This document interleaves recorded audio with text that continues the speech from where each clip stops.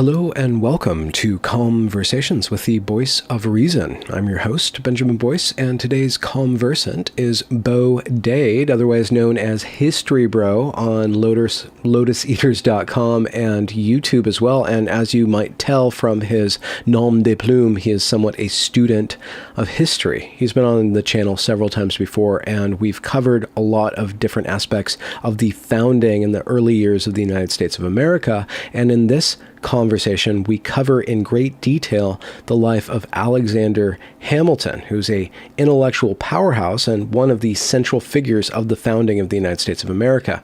And in this conversation, and also especially in the conversation previously with Bo about Thomas Jefferson, I see and I learn a lot about the DNA of the United States of America and how it acted then and how the decisions made by our founding fathers lead to the situations that we are in right now. If you are interested in more Bo, definitely check out the links in the description. Without further ado, here is History Bro and I going at it over Alexander Hamilton. I would say he's one of the most important founding fathers who wasn't president.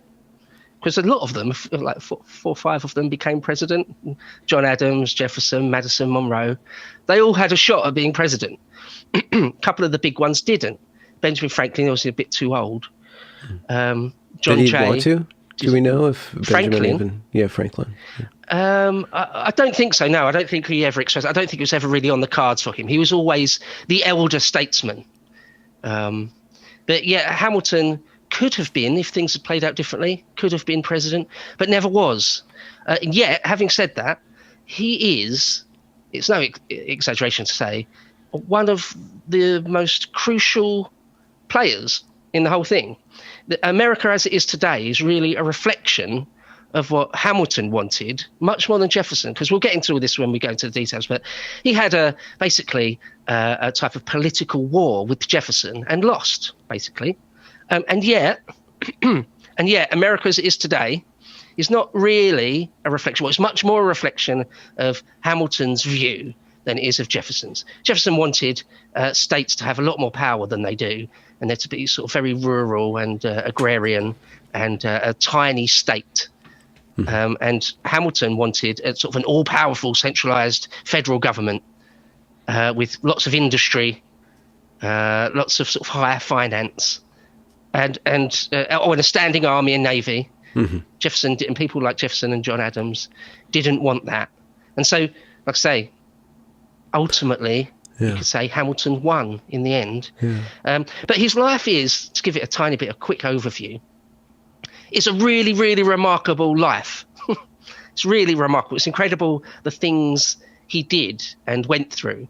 I've seen some people say, you know, if it was a novel, it would be sort of barely believable that you keep putting this same character at the center of events over and over and over again and sort of risking his life, daring do on the battlefield, all sorts of things.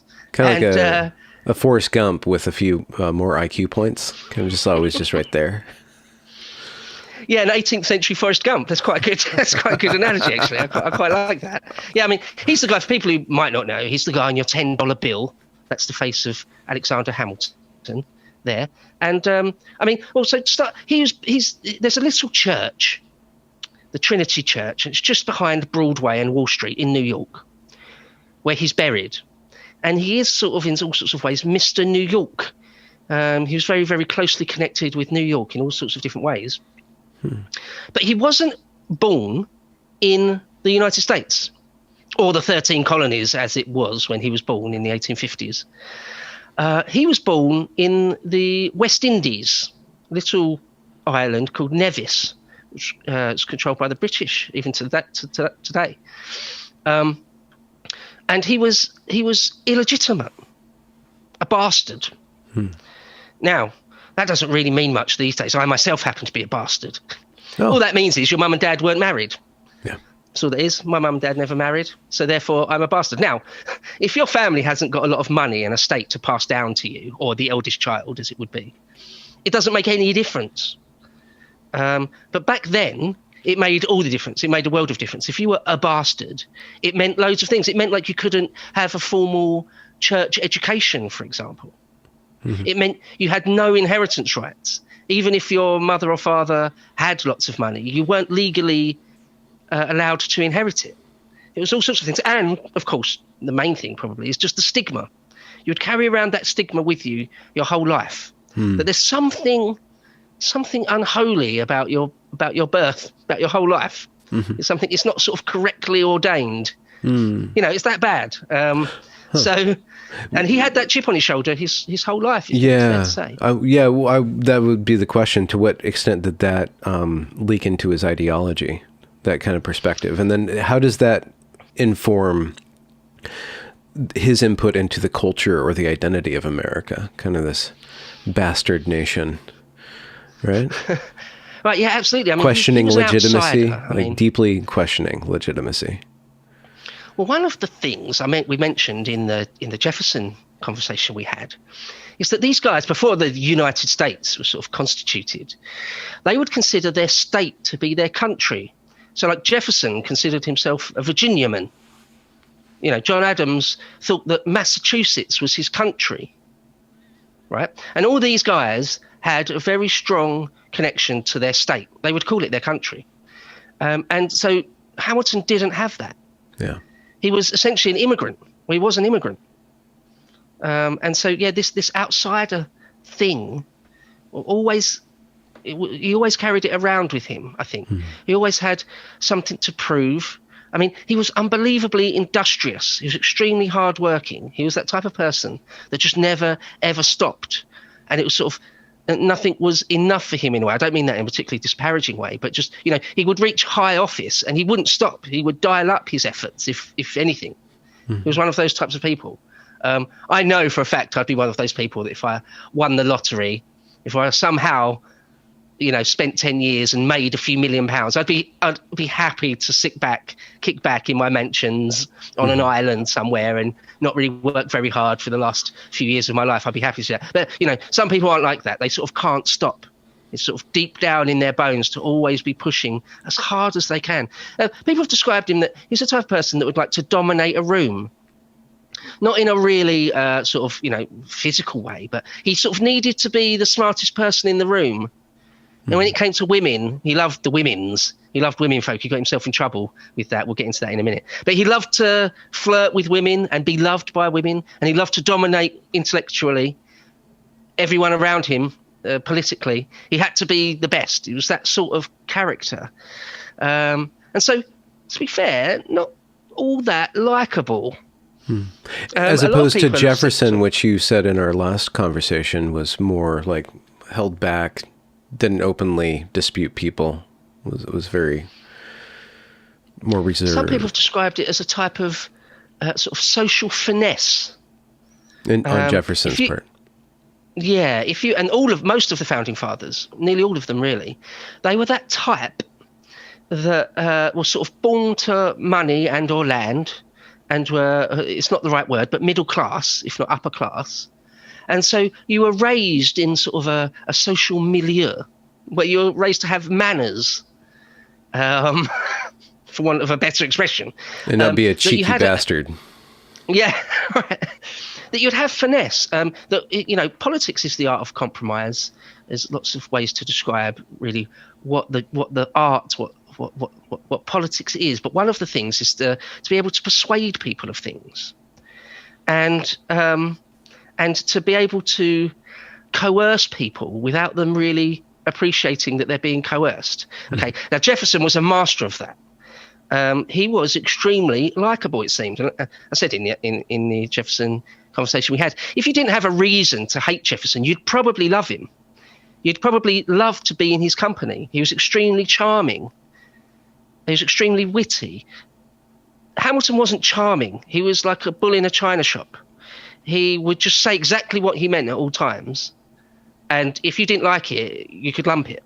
And it's as simple as that. He was that type, So some people really liked it, found it endearing, but many didn't. Because that sort of person, you might respect them or have no choice but to respect them, but you might not like them. In fact, you might even fear them.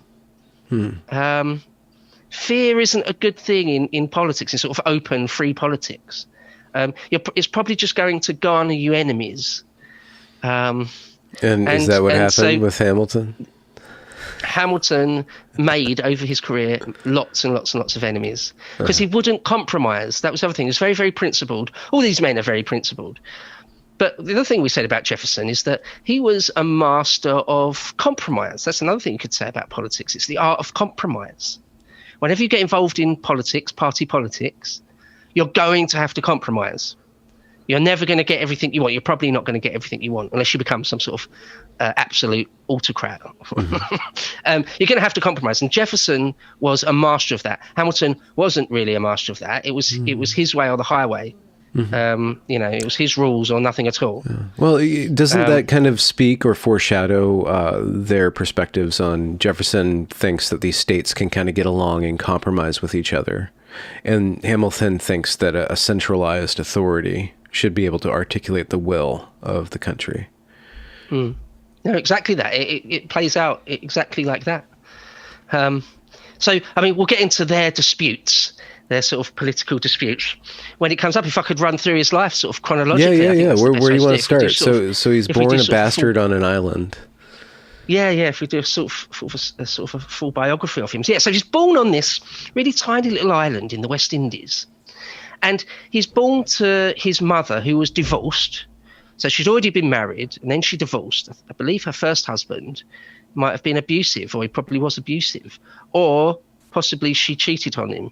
We don't know. Either way, it fell apart. A lot of these things in the 18th century, you do have to say, if you're going to be completely honest, we don't know. So, for example, we're not 100% sure which year Hamilton was born, whether it was 1755 or 1757, because a bit later in his life, he probably lied about his birth to appear younger than he was.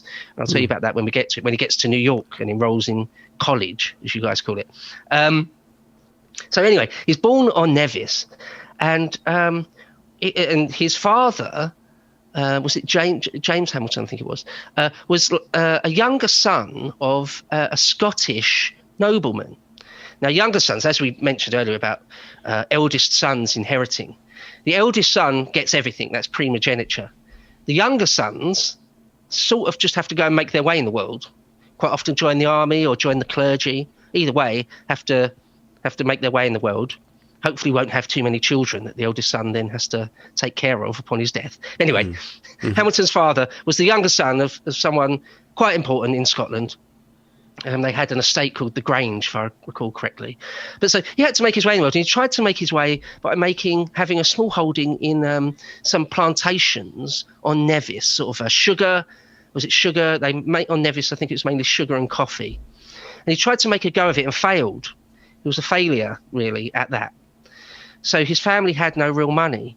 And when Hamilton also had a younger brother. When he was about 10, his father left. His father, who had never married his mother, like I say, left them.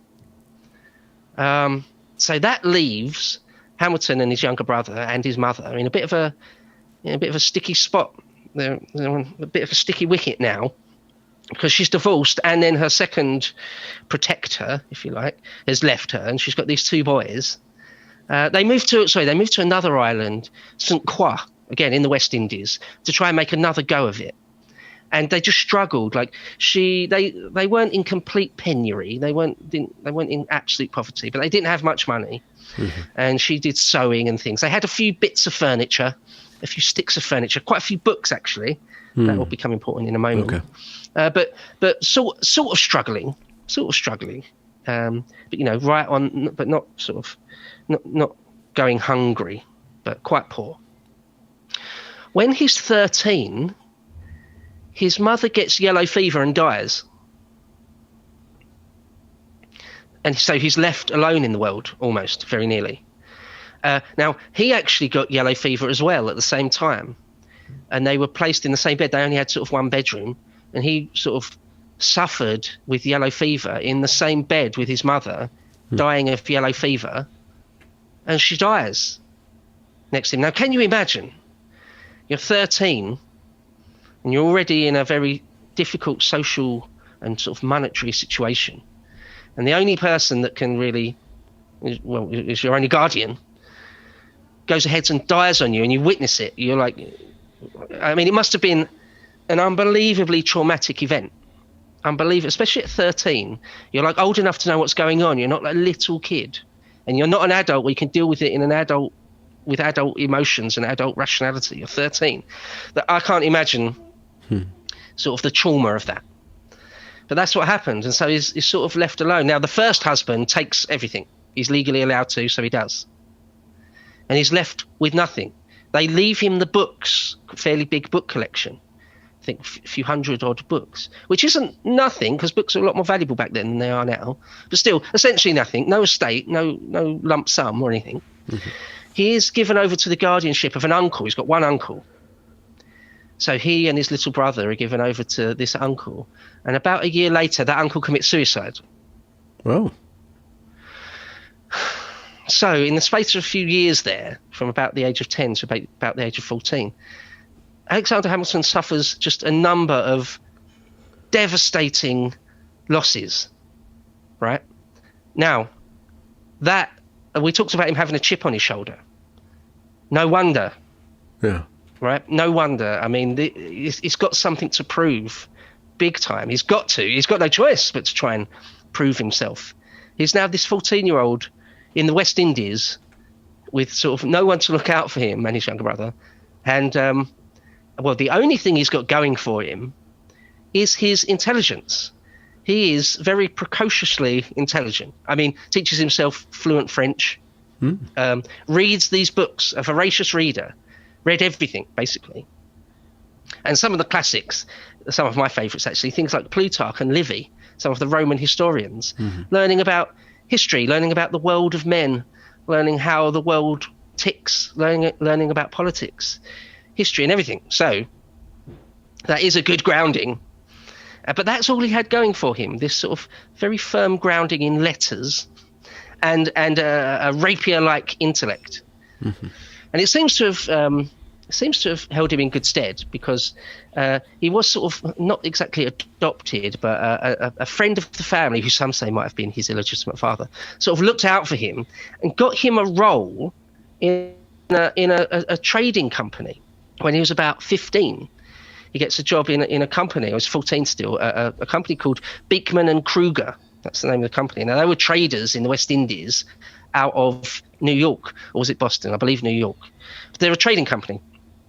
And he was given a fairly senior position straight off the bat because he can read and write very well. Not just read and write, but very, very well, to an extremely high standard, considering he's had no formal education, really. So he's given this position as some type of clerk. But quite quickly, again, within a year or so, sort of the main man, Kruger, is taken ill. I don't think he actually dies, but he's taken ill for a long time, sort of 9 months. And Hamilton's left to sort of hold the fort down, to sort of do everything. So by the time he's 15, he's sort of ordering around adults. He's sort of telling adults what the deal is. He's sort of telling them yes or no on things and holding firm.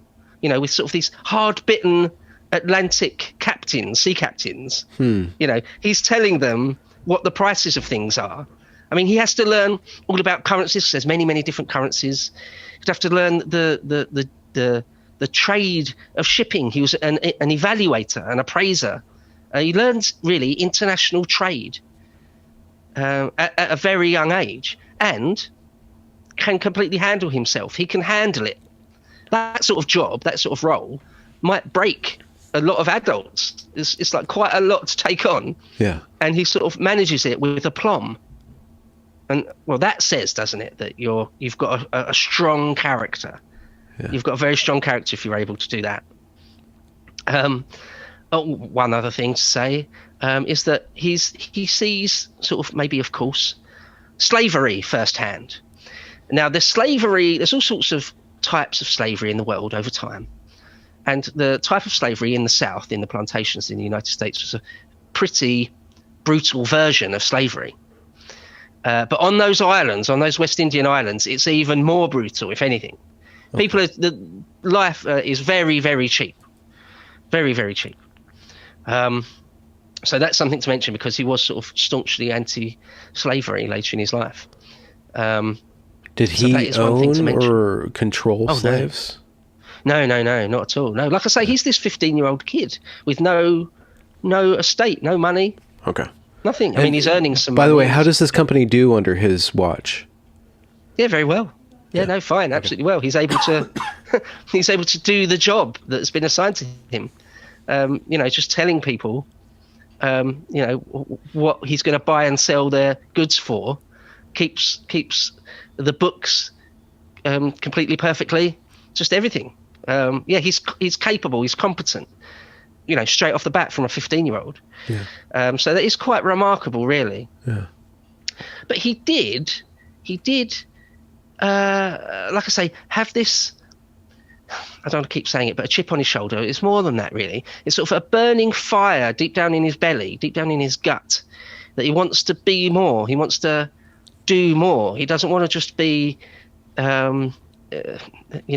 stuck on this island for his whole life. Like I say, he's read Plutarch, the lives of Plutarch, some of the great men from the ancient world.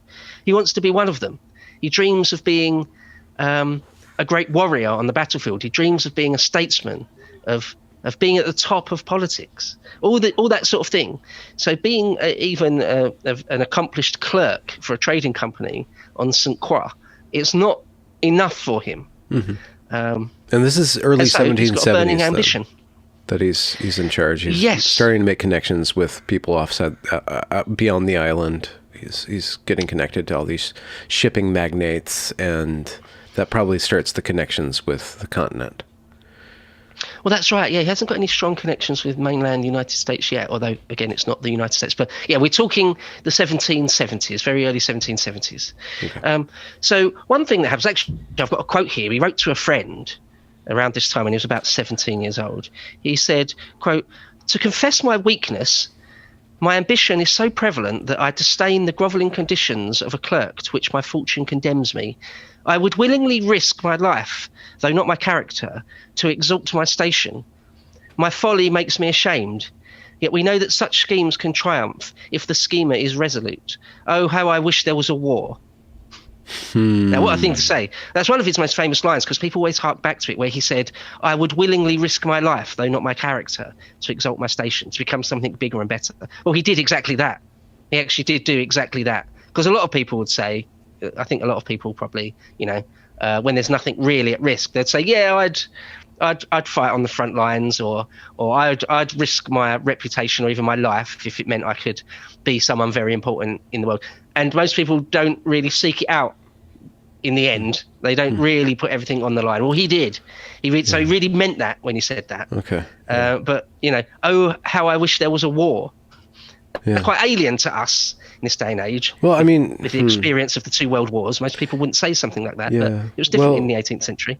It's interesting. You just make me think, like, there's people who won't even say that they would risk their lives, but they'll put a Ukrainian flag in their bio, right? Like, they'll support the good side, but they won't go and fight, So, but he'd rather go and fight. He's hungering for a milieu to prove himself. And in that day and that age and that mindset, war is where a man is proved. No, absolutely. He read the stories of sort of great men from history, realized that one of the ways you can earn fame, and I don't mean fame in our sense, like being internet famous or getting on Britain's Got Talent or something like that, but true fame immemorial, to become one of the great men of history, that your name will echo through the ages. That's what he wanted. Okay. That's what he wanted more than anything else. And he was prepared to, work extremely hard to achieve that. So one of his other talents was to be able to write. At one point, when he was about, I think, 16 or 17, a great gale, a huge storm, came through the West Indies. One of the biggest storms for many, many generations. One of the biggest we know of, and it sort of kind of devastated the West Indies a bit. And anyway, he wrote a piece about that, describing it, and it got published in one of the local papers. And it was so eloquent, it was sort of so well done, that people took notice of it. They realized, oh wait, this kid is like some sort of prodigy, some sort of genius, some sort of master of words. And then after that, he wrote a few more poems and a few more bits and pieces that got published. And people on the island sort of realised that he was really something quite special. Okay. And so on the strength of that, there was sort of a whip round for him. They got together a bit of money to pay for his crossing to mainland America and to get him a scholarship in one of the better schools. It happened to be in New York. Okay, so already at this time, America, what would become the United States of America, is kind of basically the cultural stronghold for the Europeans. It's already established. It's got colleges. It's the place that you go to get educated. You send your kids either to England or, barring that, the United States, New York, a few other places. Yeah, absolutely. Yeah, if you could. Yeah, the 13 colonies, I can't call it the United States yet, we'll get into that. But the 13 colonies are, of course, for an English speaker, the centre of everything. That's where trade, New Orleans and New York, the Hudson, where some of these big rivers flow out into the sea. The Mississippi at New Orleans. These are the hubs of commerce. And thus cities grow up around them. Mm-hmm. So like Boston, New York, Charleston, New Orleans, these are the biggest cities. So just to say again, because we said it in the Jefferson one, but what was to become the United States, which at this point still the 13 colonies, don't stretch very far into continental America. They're still really all on the East Coast, basically. But yeah, so they have a whip round for him. They send him to King's College in New York, which becomes Columbia University. What is today Columbia University used to be called King's College. And they send him there. And that's where he lied. He was already a little bit too old. Not too old, but a bit too old. Like he was 18 by this point. And usually if you were going to go to college in those days, you would do it already. You'd probably start when you're about 14 or 15, not 18. So it's not like unheard of, unprecedented, but he's a touch too old. So it looks like he probably lied about his birth year. So that's the story of that. But immediately, again, his sort of very, very, very, very strong work ethic and sort of undeniable talent is just sort of immediately on show. And he's accepted into sort of the circles at King's College, and he meets straight away some of the people that are sort of become important in his life. In fact, he crosses paths with one Mr. Aaron Burr, who's a few years older than him, I believe, at King's College. But he sort of gets connections quite quickly in New York. Could you gloss what kind of circles there are, like where the seats of power or society, like what were their masks? They didn't have postmodern, literary departments right now. So there's seminaries, lawyers, I guess, a lot of law. That's where power is concentrated. That's where a young, ambitious man would insert himself. Well, yeah, but not to begin with. So the way it has always been for centuries and centuries in the English-speaking world is that the foundation of a first-class education is your Latin and Greek. Yes. You must master Latin and Greek, particularly Latin. That's the foundation. So, and he was a great linguist. Like I say, he taught himself French, and he was obviously brilliant at English. And so, yeah, he taught himself. He got up to snuff very quickly with his Latin and Greek. Now, if you're able to do that, like I say, that's the foundation. From there, you can go on to other things, whether it's medicine or law, or anything else, really. And so, but he's only really does that for a couple of years, before events sort of overtake his sort of burgeoning education. Because there are the events of the Revolutionary War, the War of Independence. So he gets the war that he's pining for. Right. Yeah. And one thing that you can say about wars is that if you get lucky, if you're in the right place at the right time, it can sort of catapult you up the ladder if you like. You can go from nobody to somebody very important. To nobility. Yeah. So I mean, he lands in New York in 1773, and already the colonies are in a type of turmoil. Perhaps turmoil is a bit too strong, but already there's factions. You asked about what the different circles are. Well, there are, of course, the circles that are to do with sort of wealth and trade and commerce. Yeah. But there's probably, I think, the two most important ones are whether you were a patriot or a loyalist. I.e., are you loyal? A loyalist are loyal to Parliament and England and the Crown. And if you're a patriot, you're sort of for independence. Although I did go into quite a lot of detail last time about how independence was much, much later down the line. Yes. True independence. I won't go into that too much here. But needless to say, there were those that thought things like the Stamp Act and various other taxations on the colonies as dictated by Parliament back in Westminster. There were those that thought that was sort of reasonable, and those that thought it was completely unreasonable, that there should be no taxation without representation. Now, quite quickly, to begin with, at the very, very beginning of his life as a child, he was just sort of unquestionably a loyalist. But once he's in New York, very quickly, he becomes a patriot. Almost straight away, really. He decides that, no, it is unfair. It is a type of tyranny that the Crown of England and Parliament are trying to stamp on Americans who really should be entirely free from such things. Was some of his reasoning behind that decision? Well, he just thought that, exactly that. It's about liberty. It's about freedom. I've got a quote here. Okay. He wrote in a pamphlet, because, as I mentioned, he's a great writer. He's a superb wordsmith. In one, he started writing pamphlets. I remember this is like an 18, 19-year-old kid, really. A bit patronising to call him a kid, but he's still basically a kid. But he starts writing political pamphlets, polemics. What's his and in pen names? One of them, here's a great quote. Sorry? There were a bunch of frog and nons back then. Yeah, like loads of anons. Yeah. Yeah.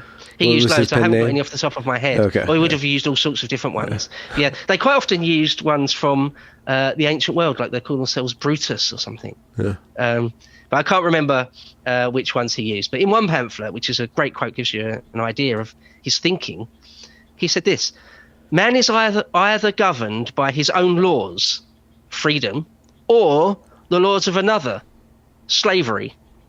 Are you willing," he's talking to the public now, the American public, "are you willing to become slaves? Will you give up your freedom, your life, and your property without a single struggle? No man has a right to rule over his fellow creatures. It is incontestable that Americans are entitled to freedom." And that was his thinking. That's where he was coming from. And yet, he later on down the road, he's for centralized government. He's for centralized control. That's just a contradiction. Well, yeah. On some levels, yeah. He wanted men to be free, but he wanted order. One of the things that he despised was anarchy and mob rule. So one anecdote, it's perfect to say right now, one anecdote at one point, a mob turns up, a patriotic mob turns up at the gates of King's College, and they want to tar and feather and probably assault, probably not murder, but assault and tar and feather, one of the leading lights in King's College, Cooper, I believe his name was, and Hamilton stands on the steps and argues with this rabble, with a mob. He argues with them, saying, "Look, I agree with you, but we must have law and order. You're going to disgrace our cause for liberty and freedom if you go around doing this thing. If you start acting beyond the law, let's have law first and foremost." Yeah. So yeah, and he had, like I mentioned, he had principles. Yeah. And he stuck by them regardless. I mean, that's very brave as a sort of 18, 19-year-old to sort of stare down a mob. He had his Jordan Peterson moment, in 2015, Jordan Peterson arguing with the Trantifas. Yeah. He wanted an honourable revolution. Okay. That's what he wanted. Yeah. so to carry on, he decides what he's going to do is he's going to sort of abandon his study and join the army, because that's one of the things he always wanted. He wanted to be a hero, a war so hero. Army, which army? What's this army, standing army? Like, what does that mean? Like, who is the army? Who holds the armies at this point? Right, so I've jumped ahead a few years there, so we're going to have to montage through a fair bit of this, because there's lots of stories I could tell about how he gives speeches. He starts giving speeches in public about the cause and about liberty. Okay. There was a giant pole erected in one of the parks right near Columbia, the Liberty Pole, where people would congregate, and he gave speeches and was convincing and things. Apparently, in fact, that's one of the story. Quick anecdote I'll say is that he sort of impromptu gave a speech. And again, everyone was like, who is this brilliant kid? Who is he? We love him. Like, obviously, if you agree with his political view, he's great. Yeah. Like, he's going to be one of our leaders in the future. Okay. Sort of, no one really sort of seemed to deny that. So, but some sort of genius. This cause for liberty hasn't coalesced yet. So it's kind of it's an open call for some form of independence, but they're not calling it independence. Do they have like does his mindset, does he have like an idea of what they're actually asking for, other than loosen restrictions? That idea is there. It's a really seminal idea, and this is also in the shadow of the Enlightenment, right? So these ideas are percolating up through the Anglophone society. And yeah, okay. So the process is over a few years. So the full call for independence, full independence from the crown, isn't until into 1776, really. Some people are calling for it years before, but not many. Yeah, okay. Most of them are just saying, we don't want British troops to... Well, so, okay, you've got the Boston Tea Party and the Boston Massacre. And a lot of patriots are saying, look, we're not going to stand for the British troops, literally holding us to gunpoint sometimes to do their bidding. We're not going to have that. We don't necessarily... We still consider ourselves, true subjects of King George. But we're not going to have that, though. We're not going to accept your taxation, and we're not going to accept the army in Boston, in New York, telling us what we can or cannot trade, that sort of thing. So, yeah, the call for full independence isn't until quite near the Declaration of Independence. Okay. Again, there's so many people and characters here. Yeah. Some are calling for it earlier, but anyway. By the time of Lexington and Concord, when the people up in Massachusetts start having gun battles with the British Army, by that point Hamilton's in the army, I believe. So it would have started as the New York militia, but by the time the Continental Congress in Philadelphia put General Washington in charge of the army, Hamilton's in the army. Okay. So now the army of what? The army of the colonies, the colonial army? Do they have a name? Like, what are they an army for? Yeah, the Continental Army. That's what it's called. Okay. The Continental Army. And they give George Washington, a Virginiaman, the command, and Hamilton's an artilleryman. And the thing about artillery is that you can't fake it. You can't sort of... you have to know what you're doing. You have to be good at maths. You have to be good at numbers to sort of calculate arcs and things. So by artillery, we're talking about cannons at this point. Yeah. Okay. Yeah, that's exactly it, yeah. Okay. So to be an infantryman, you just need to... if you're in the ranks anyway, you just need to be able to do as you're told. A bit like Forrest Gump, again. If you can take orders, you'll fit right in. If you don't question what your orders are, that's sort of the main prerequisite. Mm-hmm. To be in the cavalry, if you can ride well, that's sort of the main thing. You don't need to be good at maths or anything, right? Mm-hmm. You don't need to be competent and have everything squared away at all times. Now, to be an artillery officer, and he was an officer, you need to be competent. Right, you could get away with being a grunt in the infantry and not being all that competent, but not if you're an officer in the artillery. Yeah. And so once again, he proves that he is totally capable. He's competent. Now, very quickly after the the war starts, after the Declaration of Independence. So again, he's one of the youngest founding fathers, to point that out. He's the youngest one at this point in 1776. He's still young. What is he, 21 or something? 22? Could we reapproach 1776? Like, how does he insert himself into the circle of people who would end up founding America? Like, how does he get connected? So he joins the army. He's an artilleryman. He's an officer. So he's hobnobbing with people. His personality's got to be coming out too. Like, maybe he's being a little insubordinate, but he's competent. So there's a calculation. Well, do we keep him around? Like, are there any stories about how he works his way up through the army into the seat of power? Yeah, exactly. Yeah, absolutely. He does it through Washington himself. So what happens is, he is this sort of young, sort of bright officer. And at some point, and I don't know if we know exactly all the details about it, but at some point he catches the eye of General Washington. Now, General Washington and the Continental Army wasn't a massive, brilliant, you know, like the US Army today is a gigantic organization. It's absolutely a behemoth of a thing. Yeah. And there's many extremely bright people. Well, back then it was quite small. It was struggling, really.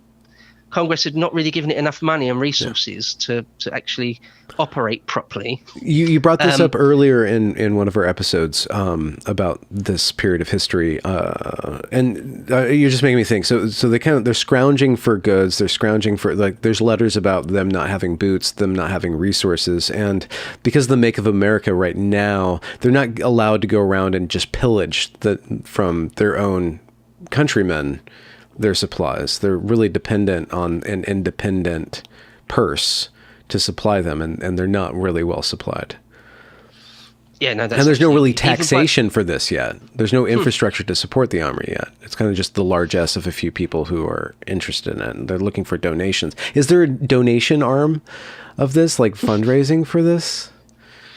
Well, it comes out of a lot of private wealth, to be quite honest. Yeah. So the Congress, Continental Congress, have got the Articles of Federation, which is a fairly loose, we'll come back to that later, quite a loose sort of legal framework, sort of base everything on. It's like sort of a proto-constitution. It's not even really that, but Congress have got, as they have today, at least in theory, they hold all the purse strings, and they say, oh yeah, we'll vote you a certain amount of money. Whether that money ever ends up in the hands of quartermasters to buy boots and rifles and uniforms and things is another question.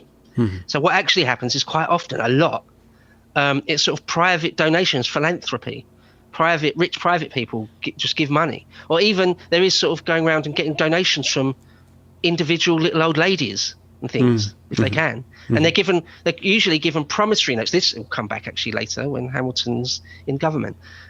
Lots of individual people are given promissory notes. The Congress promises to give you your few dollars back when we win, which didn't look likely in the first to begin with anyway. Didn't look likely at all. So yeah, the money issue is a real issue, and they haven't got enough of it at all. Okay, and so with that just understood, and then we can go back to how does Hamilton prove his use to Washington? Right. Yeah. So what Washington needed is a first-class staff. Now, any general or commander in the field has a staff around him. You'll have staff officers. The staff officers are sort of not in the front line. You're not sort of usually, we're not really expected to get involved in combat. You're supposed to have other abilities, organizational abilities, leadership abilities. If you're on the staff of a very senior general, you're sort of right next to them. You're sort of quite often given, if you're a senior member of a staff officer, you're given lots of powers. You can go around and order colonels around and other generals perhaps even, and depending on how loose your commander is, he'll give you sort of very general orders, very general tasks to do, and you're given carte blanche to just go ahead and do it. Now, where Hamilton is brilliant with words, a great writer basically, a first-class mind and a great writer. On Washington's staff, apparently he had hardly anyone that was capable with that sort of stuff. Okay. He had some excellent first-class staff officers and aide-de-camps. Well, Hamilton's made an aide-de-camp because he could write. So there's lots and lots of correspondences and letters from Washington through the war years. And we think in some cases, and we know in many other cases, that it's just Hamilton writing, and Washington will just sign the bottom of it. Mm-hmm. All the words are Hamilton. So he sees this bright kid, this bright artilleryman who's brilliant with words and is highly capable. And so he accepts him into his family. And now I haven't chosen that word. That's a word that has been used at the time, and historians love it ever since. That Washington had a family, obviously not his actual real family, but he had a tight clique of people around him that he called his family. And if you were in that clique, he was sort of loyal to you till the day he died. And not many people were in it. He only picked the best and the brightest. And for whatever reason, we don't have it in fantastic detail, he picked Alexander Hamilton to be in his family. He became an aide-de-camp. Okay. He wrote Washington's letters. So now, right there, that's sort of a key turning point in Alexander Hamilton's life. He goes from being this immigrant bastard with nothing going for him apart from his intellect, his gift of the gab, his ability with words, and now he's in the family of George Washington, who, nobody would have known Washington would become the first president and become this towering statesman. Mm-hmm. No one would have known that at this point. In fact, most people, if you were going to put money on it in 1776, you would have put money on that they wouldn't even win the war. The British Army was probably much more likely to win this war. Mm-hmm. And all these guys, all these founding fathers would probably be hung as traitors, or at least put in prison for a long time. Yeah. So, but nevertheless, we know how it all plays out. And so that is a key turning point. When he catches the eye of Washington, that was the moment when, the trajectory, if he plays his cards right, his trajectory to the upper echelons of the American establishment are it's there open for him. That path is now open to him. Do we know his feelings for Washington? I mean, this is a pre-psychological era, but if you have a bastard and then he's taken in by a patriarch, I wonder to what degree that relationship becomes kind of a shadow of father-son, or if Washington gives legitimacy to the otherwise illegitimate Hamilton on a familial level, on a even kind of a semi-estate level. Yeah, so he doesn't become a surrogate father in any legal way, nothing about estates or anything like that. Yeah. But everything short of that, yes, Hamilton absolutely looked up to him as some sort of father figure, absolutely adored him. When at a later point in his career, Hamilton is disgraced, semi-disgraced, Washington stands by him. In his lowest moments, years and years and years after this, Washington stands by him like 100%. And Hamilton obviously looks up to Washington as he's the commander of the army for a start. So just that in and of itself is quite incredible. And he's given him this chance. He absolutely looks up to him and reveres him hugely. When Washington dies, just of old age, Hamilton's extremely upset, a little bit broken by it. He says he can't really express how distraught he is at Washington's death. Okay. So their relationship was extremely close, but there were hiccups. So one thing to say is, I mentioned a few times that Hamilton wants to be an actual war hero. He wants to fight in combat. He wants to bloody his sword, so to speak, or literally. And he wants to win glory on the battlefield. That's what he wants. Now, so this position he's been given, albeit extremely privileged and really quite senior for his years, is actually really frustrating to him. Because as an aide-de-camp for General Washington, you're not going to see any combat. And he keeps saying to Washington, let me at them. Give me a command in the field, please. That's all I want. And Washington keeps saying to him, no, you're too valuable to me. I can't. You're too valuable. I need you. So eventually, because the war goes on for a few years, good sort of 4 or 5 years, eventually Hamilton says, "Look, I resign as aide-de-camp for you, and I'm thinking about leaving the army entirely," because they used to have 1-year contracts. He was saying to Washington, he was making noises like, "When my contract's up, I'm out. If you don't give me a battlefield command."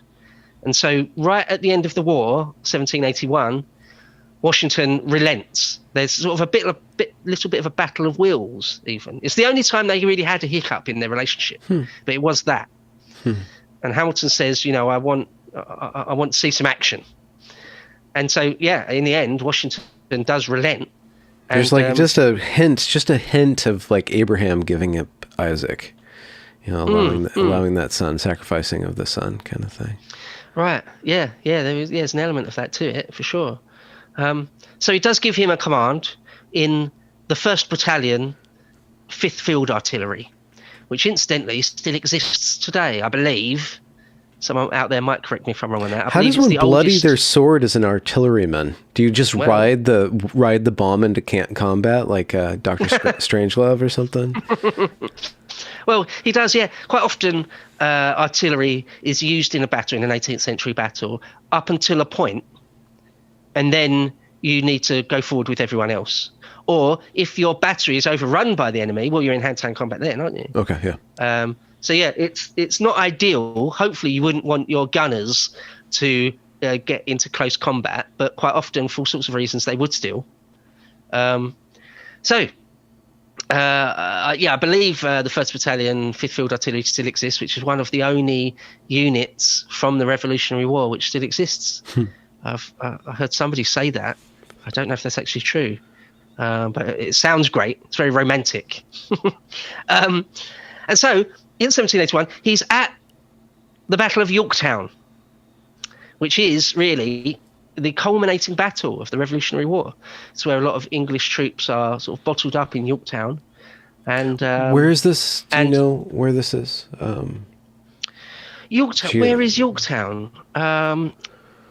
It's on the James Peninsula, which is where is it? I can't remember exactly. I'd have to look it up. It's in the south, isn't it? It's south of New York somewhere. I can't remember. Gosh, I should really know that. New York. Sorry, Benjamin. That's it fine. is just outside New York, is it? Okay. Right. It's on the James Peninsula. Yeah, so it'll be. Yeah, it's there.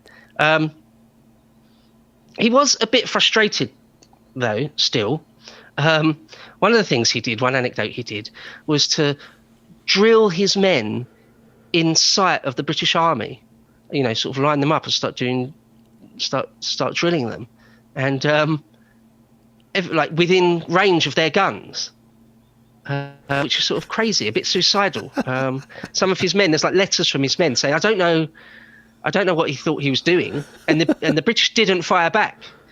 They think that probably the British were sort of thought it was a trick or a gambit or something, so they didn't actually fire on them, although they could have done. But what that tells you, that's just an indication of that he's not just sort of really chomping at the bit, but he's sort of desperate for action, sort of desperate to see some gunplay or some swordplay. Just for context, or just for broader understanding of what's going on, did Washington engage in any diplomacy himself with the British? And meaning, had Hamilton any involvement in the diplomacy, or was that all other people, not Washington the general, but the Congress, or whatever they're called, the people who are ordering or telling Washington to win this war? What was the relationship between Washington and Hamilton and the British at this point, or throughout this period? For Hamilton, none. None. He's still a junior officer. Yeah. He's still in his early 20s, so he'd have no diplomatic. But if he's writing the letters, he might be engaged. Oh, right, I see what you mean. Yeah. No, I suppose I do see what you mean. But no. Okay. He had no control over any policy. Washington would obviously send lots and lots of correspondence to Congress, but it'd be Congress that does all the diplomacy. Okay. And in fact, right up until after Yorktown, really, the British Parliament and army aren't really interested in finding peace particularly. So what happens is Yorktown is in 1781, and then the actual peace isn't signed for another two, which is the last big battle, the last engagement really. But the war isn't formally brought to a close for like another 2 years. And British troops are stationed in New York on Manhattan for like another 2 years while they wrangle over the peace. So we're quite often used to the end of hostilities and then peace is signed more or less straight away, like in World War II or World War One. Yeah. Right? Sort of straight after, or the Gulf War or something. Yeah. But no, that's not often how it was in the 18th century. Well, especially if you're talking across the entire Atlantic Ocean, if that's the length of diplomacy without wireless going on. No Elon Musk to Starlink your representatives together. That's another thing, yeah. It could often take months for correspondence to get back and forth. Mm-hmm. So, yeah, the peace took a couple of years. But nonetheless, after Yorktown, both sides appreciated that sort of the hot war was over. Oh, okay. And but so at Yorktown, despite being an artilleryman, he storms redoubts. Redoubts are like a defended position. There's like redoubts 9 and 10, I believe, Hamilton was involved in. What do you mean? And he storms them. He just jumps on a cannon and rolls it down a hill and busts through their line? No, not on a cannon, on foot. He's literally on foot, the first over a breach, and engaging in sword play. Okay. And even for the 18th century, sword play wouldn't necessarily be all that common, although there was still a fair amount of it. But yeah, he was like the first over the breach, like Redoubt 9, I think, having hand-to-hand combat with British soldiers. And is this from his words, or is this is witnessed by other people? Like this isn't him it's definitely just telling a story. Like he actually wants witnessed glory. by other people. Okay. No, he's a genuine war hero. Okay. There's no doubt about it. Yeah, it wasn't just him talking big. And one of the things, although there were lots of elements to Hamilton's character which weren't really particularly endearing, he wasn't a liar, or very rarely anyway. He wouldn't just make something up like that, because if he got found out to be lying, he would lose all his honour. Yes. And he couldn't have that. He was all about honour. Like he says, that's one of the big things. He'll sacrifice his life, but not his character. That's right. So one of the big themes that will come up again and again and again, perhaps one of the main themes of his life really, is about honour, is that whatever it takes, he won't give up his honour.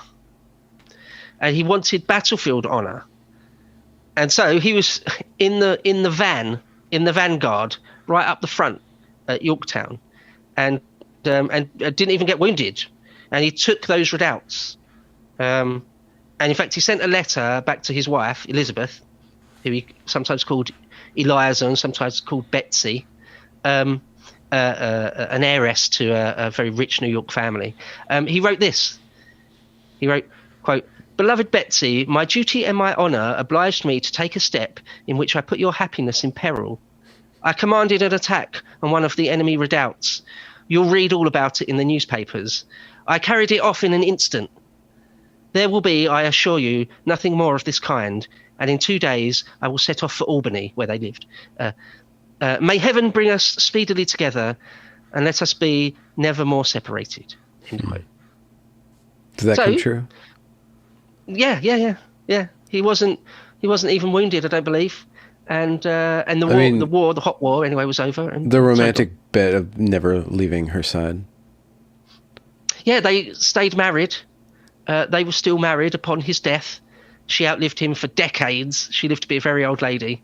She lived into like the 1850s, and never gave up her love. He was like his staunchest defender till her last breath. Although they did have a bit of a rocky road, a bit of a rocky go of it. As I mentioned earlier, old Alex Hamilton did like the ladies. So he got himself in a bit of deep water, but we'll get into that where he wasn't entirely faithful. But we'll get into that when it comes up. But she stood by him through it, through sort of a bit of a public humiliation. Yeah. She stood by him, and like I say, after his death, became his sort of staunchest defender.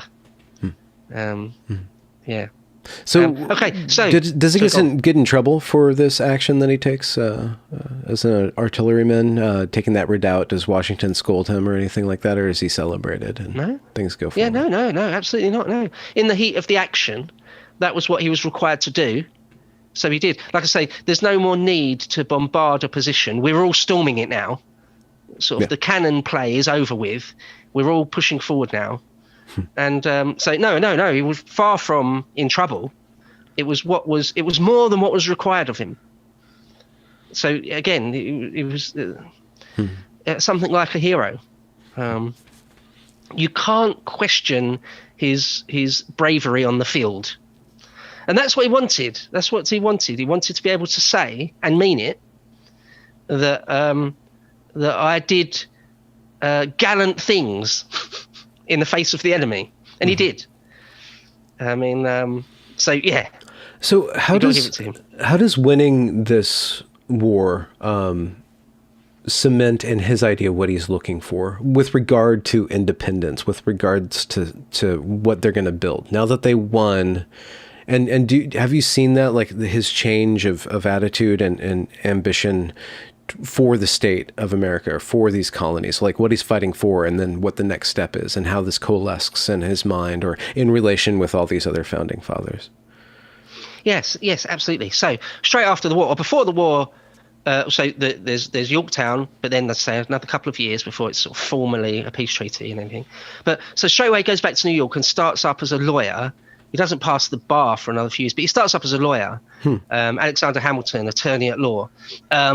He tries to become a lawyer in New York, or does. And his what is he because prosecuting? Because he can write. He can read and write very well. Okay. Sorry. So, like, what kind of law is he practicing? Who's he an attorney for? Like estates? Well, actually, that's interesting. Quite often, he got a reputation throughout all of his adult life, really, as being sort of suspicious, despite everything he just did on the battlefield, of being suspiciously pro-English. Quite a lot of the people around that time, you'd be an American, you'd be a patriot, but you'd also have probably a leaning one way or the other towards France or England. They're sort of the two main powers in Europe, are France and England, and they're obviously at each other's throats and have been since time immemorial. Yeah. And so you would probably have an inclination politically in your worldview, one way or another, between France and England. And he was always in the English camp.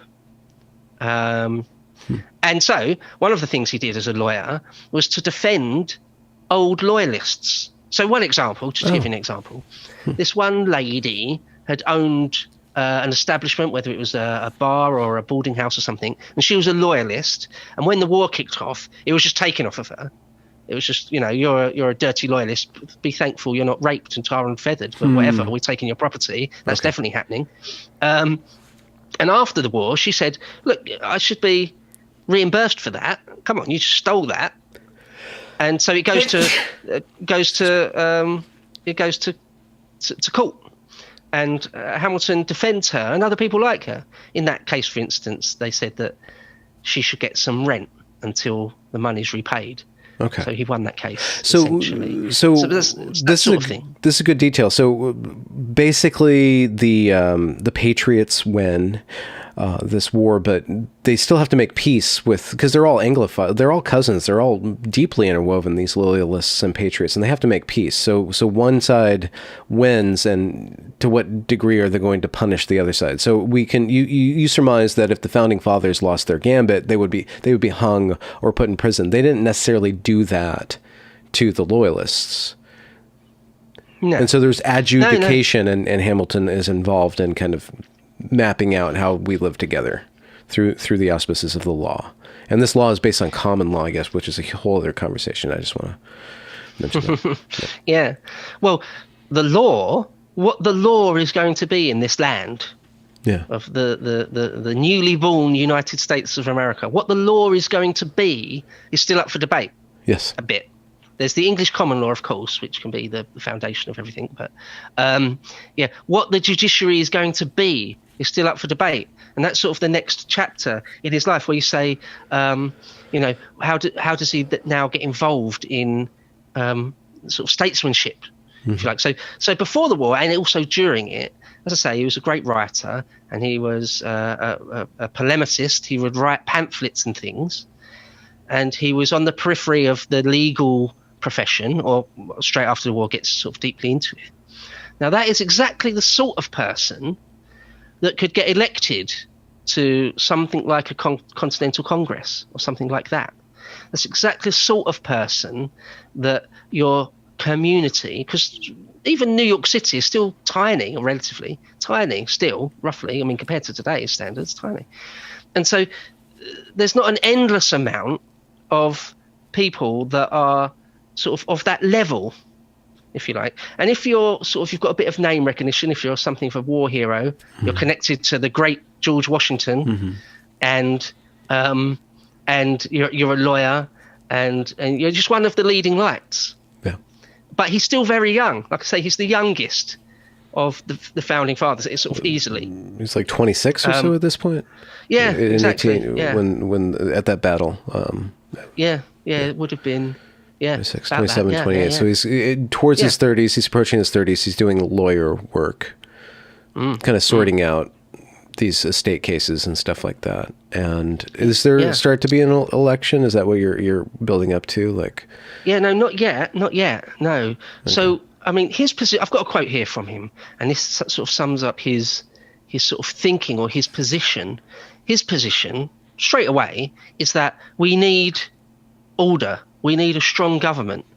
We've just won a war, but everything we've just won, our independence, could all count for nothing, could all fall apart very, very quickly if we don't have a strong government. Yeah. Because if we don't get our act together, what's to stop Britain from just 5 years from now, 10 years from now, sending another massive army and just defeating us again somewhere down the line if we don't get it together? So his political position, had always been, we need to get organised here. We need to be serious. We need to have a centralised, strong government. Anyway, here's a quote from him. And he said, quote, "I'm a stranger to this country. My talent and integrity are unrewarded." Oh, sorry, actually, that's a slightly wrong quote. That's one a bit later I was going to read. He said this, quote, "Our job is to make independence work. But what a terrible situation we're in. The country has galloping consumption. Like TB, it's coughing itself to death. The country has galloping consumption. The case is getting desperate. I have a powerful remedy for this problem: strong government. And if not taken quickly, the patient will die." Let me just. So he goes from standing next to Liberty Pole, saying we need to free ourselves. Now that they're free, we need to control ourselves. Yes, right. Yeah. Like that anecdote on the steps of King's College. He's all for a revolution. He's all for radical political change, but it should not be a mob. It should not be anarchy. Okay. There's the rule of law. Yeah. Is more important than almost anything else. This is the heart of the American Revolution and why it works out, because they wrestle with this deep contradiction between slavery and freedom, between independence and control, between order and anarchy, and somewhere in between order and anarchy is that balance of independence, of freedom, of personal choice, of agency. That sweet spot. Yeah, no, absolutely right. One quote there I started to read out. It was where he was very frustrated with both his time as an aide-de-camp in Washington's army and afterwards, when he's trying to make everything, by the force of will, he's trying to make everything work, and sort of the whole world isn't just doing what he wants. The frustration of that, especially as a younger man, we've probably all experienced that. Why doesn't everyone listen to everything I say? And I know what's correct and right. Why isn't everyone doing it? Anyway, he wrote this: "I'm a stranger to this country. My talent and integrity are unrewarded. Our countrymen have all the folly of an ass and all the passiveness of sheep. They're determined not to be free. I hate Congress. I hate the army. I hate the world.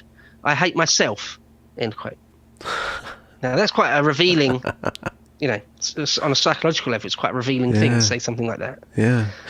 Do we know much about his religious life, if he was sincere about that, or if he just went through the paces of that, to what degree Christianity? Because we know that wasn't Jefferson who rewrote the Bible? And kind of like, he was deeply religious, or at least that was a big part of his intellectual life. What about Hamilton? Well, all these men are Christians. Yeah. And to us, well, I don't know how religious you are, but to most people in the West, most people I grew up with, we're not particularly pious. To us, they would seem quite pious. Praying all the time, exalting to God quite regularly. Does that occur in Hamilton's literature, like not so much. So he does say it and things like talk about God and heaven and all that sort of thing. Yeah. They're all absolutely Christians, but not not to the point of being a zealot. Nowhere near. So Jefferson is an interesting one, because Jefferson, by the end of his life, people were accusing him of being an atheist. Okay. By the end of his life.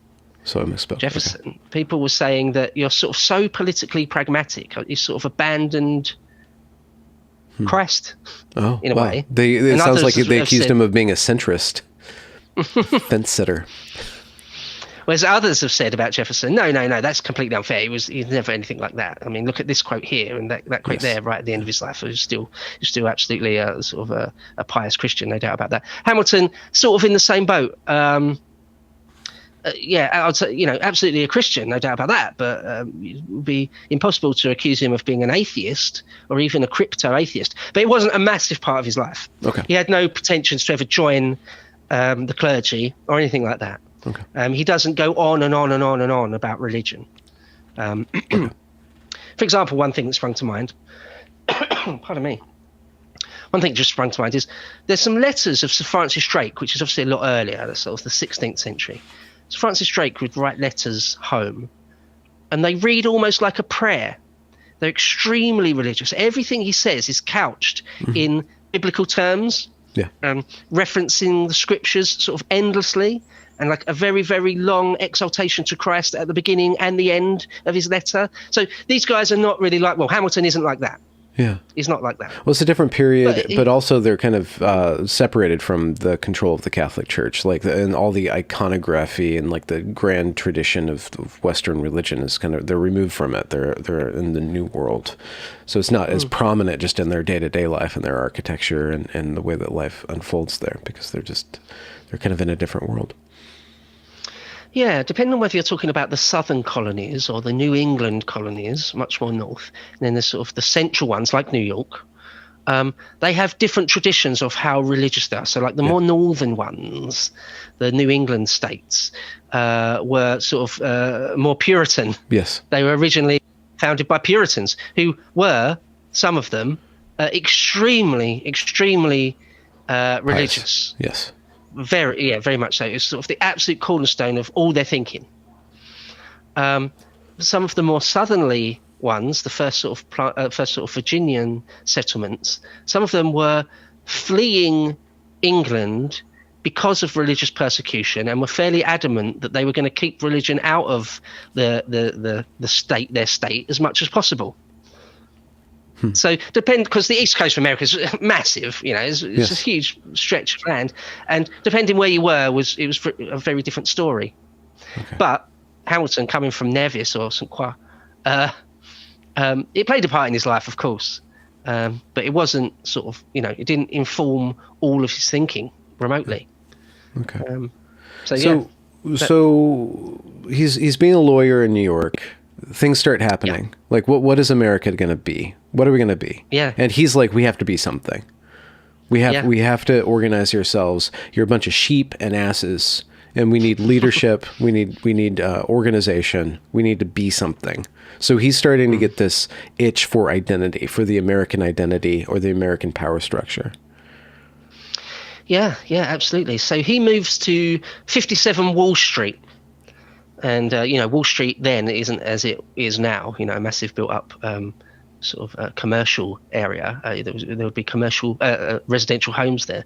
He moves to Wall Street, And he's got this burning fire in his belly to be more than just a lawyer. Yeah. And he has this idea, he's not the only one, but he has this idea that we need to get all the 13 colonies together and have a convention about what is to be done. That's a Lenin line. It couldn't be more inappropriate, but what is to be done? Because he sees, and again, he's not the only one, but he sees that we really need a single country, a single state. Now, if you look at the chronology of these things, the Constitution isn't until, what is it, 1787, and Washington doesn't become the first president until 89. Yeah, 89.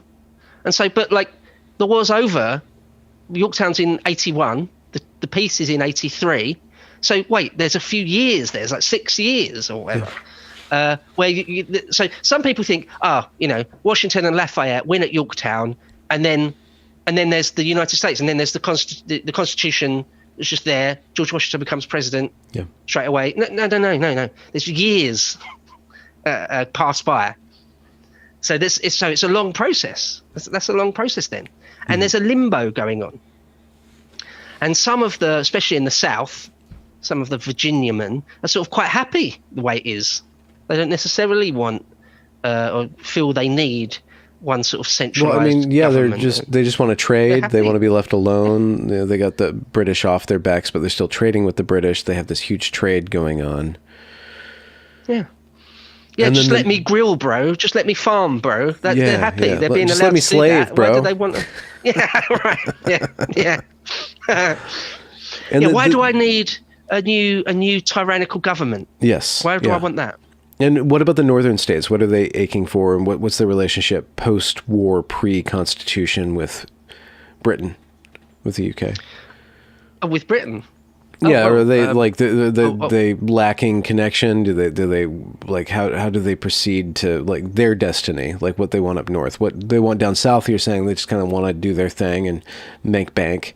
The north is in what relationship to the south and to Britain? So they're still trading, because trade is a two-way thing, isn't it? Of course, if you refuse to trade with someone, both sides are losing money then. Yeah. So anyway, the Atlantic trade between Britain, or just Europe, and the East Coast of America just still continues. Okay. But the northern states are smaller, aren't they? And they're sort of more vulnerable in a strategic sense. It does make sense to be a federation. You're just stronger, strength in numbers. Mm-hmm. Now, you've got people when you've got populations of millions, you've got people everywhere of all different mind. So there's some people in the north that don't necessarily want a federal government, a centralized federal government. There certainly are. So, well, it's an argument that has to be made. Hamilton and like-minded people have to make the argument. They become known as Federalists. I'm getting a little ahead of myself. But so... not everyone wants it. So the middle states, the middle colonies, places like New York. Well, it's a great example, actually, New York. Okay, so New York State doesn't necessarily very much want a central, strong, federalized government. New York City does. Again, by and large, not entirely, not every single person, of course. Yeah. That's not how reality is. But, so the state doesn't, but the city does. But then the governor doesn't. The governor of the state, a bit later anyway, Governor Morris. It's a complicated situation. Well, I mean, that kind of echoes what we're dealing with now with the blue cities, the red states. That kind of the distinction between the cities kind of want centralized control, this blue state kind of thing, and then the rural states or areas largely want kind of more freedom, want to be less controlled. So that kind of tension has been existing for a really long time. Yeah. But I think what most people realise apart from a few sort of diehards in the South, what they realise is that the whole thing, this whole project of the United States, is sort of held together by Scotch tape and baling wire. It's held together by the Articles of Federation, which were put together, sort of in the heat of the moment a bit. That's an exaggeration, but still. And these Articles of Federation aren't really good enough.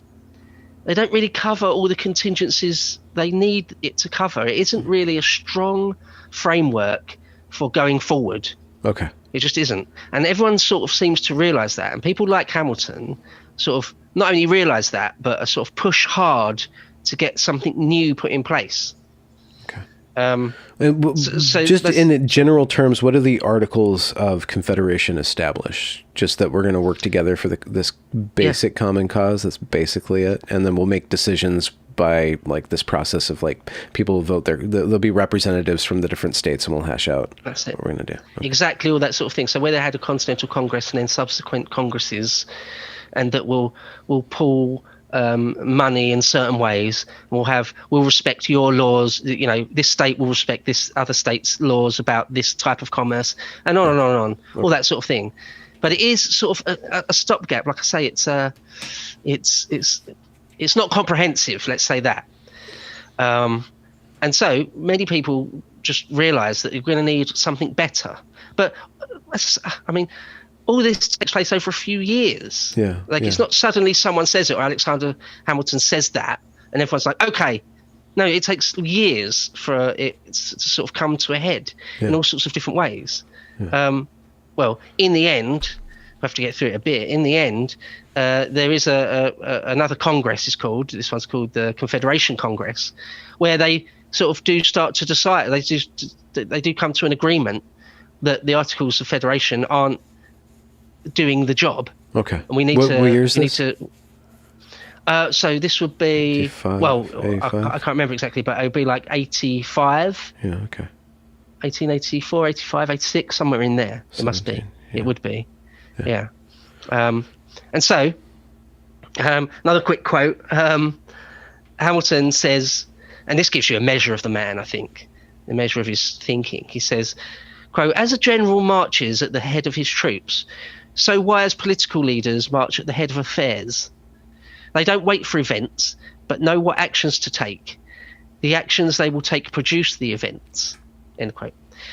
So he's selected to be one of the New York delegates. There'll be 3 delegates sent. And he's the most hardline of them, easily, pushing for some sort of new settlement. Mm-hmm. And so we get into the story of the Constitution itself. They go to Philadelphia for that. The capital is actually the capital of the United States has changed a bit. It was sort of nominally to begin with in Philadelphia. At one point during the war, when the British Army take Philadelphia, they move it to Baltimore. At this stage, it's essentially in New York.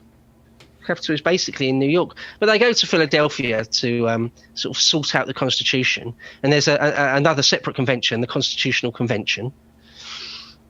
And to begin with, they task themselves with amending the Articles of Federation. Let's just tweak it. Let's add more to it. Let's just build on what we've done. They quite quickly decide, no, let's start from scratch. Just that is a bit of a groundbreaking thing to decide. No, we're going to start from scratch. Yeah, a whole cloth country. Yeah. So there's a long story all about that, all the various arguments.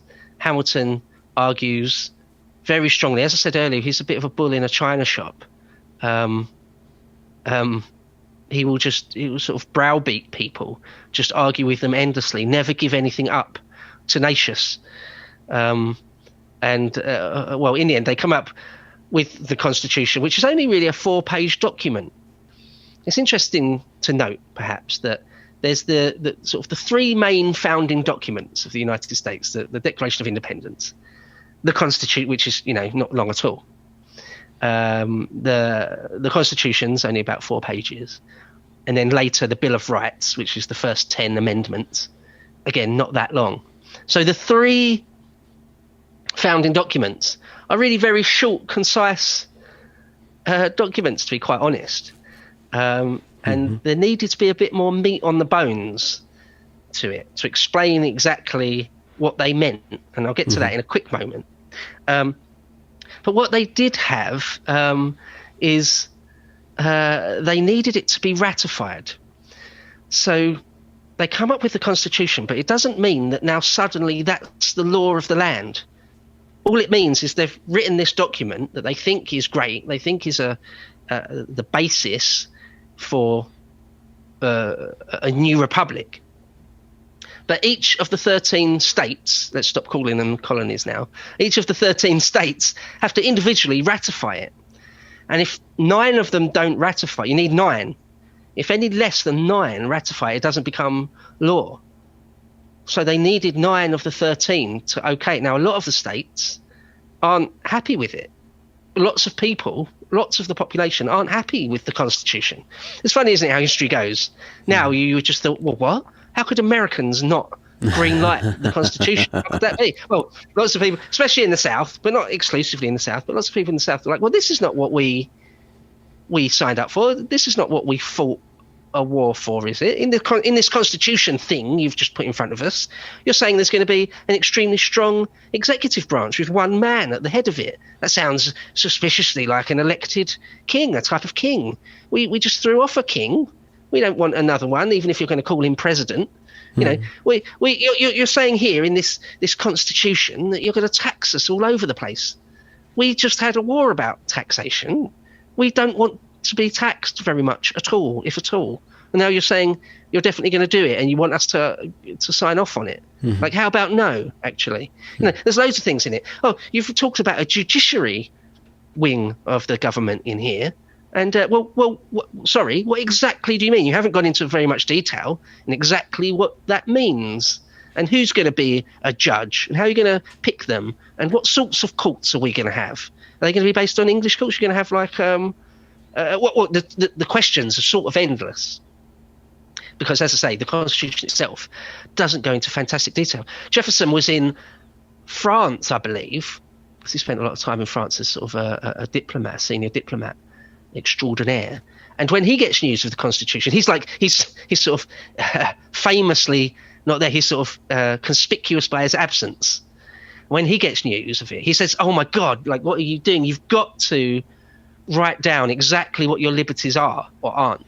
And that's what that's why he says, write down exactly like that. He calls for a Bill of Rights, the first 10 amendments. You've got to say exactly what you are or aren't allowed, exactly what your liberty is, because without that, it can be subverted easily. So what's Hamilton's perspective on the Constitution, the Bill of Rights, and his hand on that? Right. Yeah. Well, it's good you should ask, because he went ahead and wrote lots and lots of articles and essays about that. In fact, so his position is he's absolutely for a single republic, you know, made up of these 13 states. So he's for a republic, he's for a centralized, federalized government, and he's for the Constitution. He says, at one point anyway, he sort of drops this eventually. But to begin with, he says you don't even need those Bill of Rights. You don't even need those amendments necessarily. It's that they're not really necessary. Anyway, he drops that.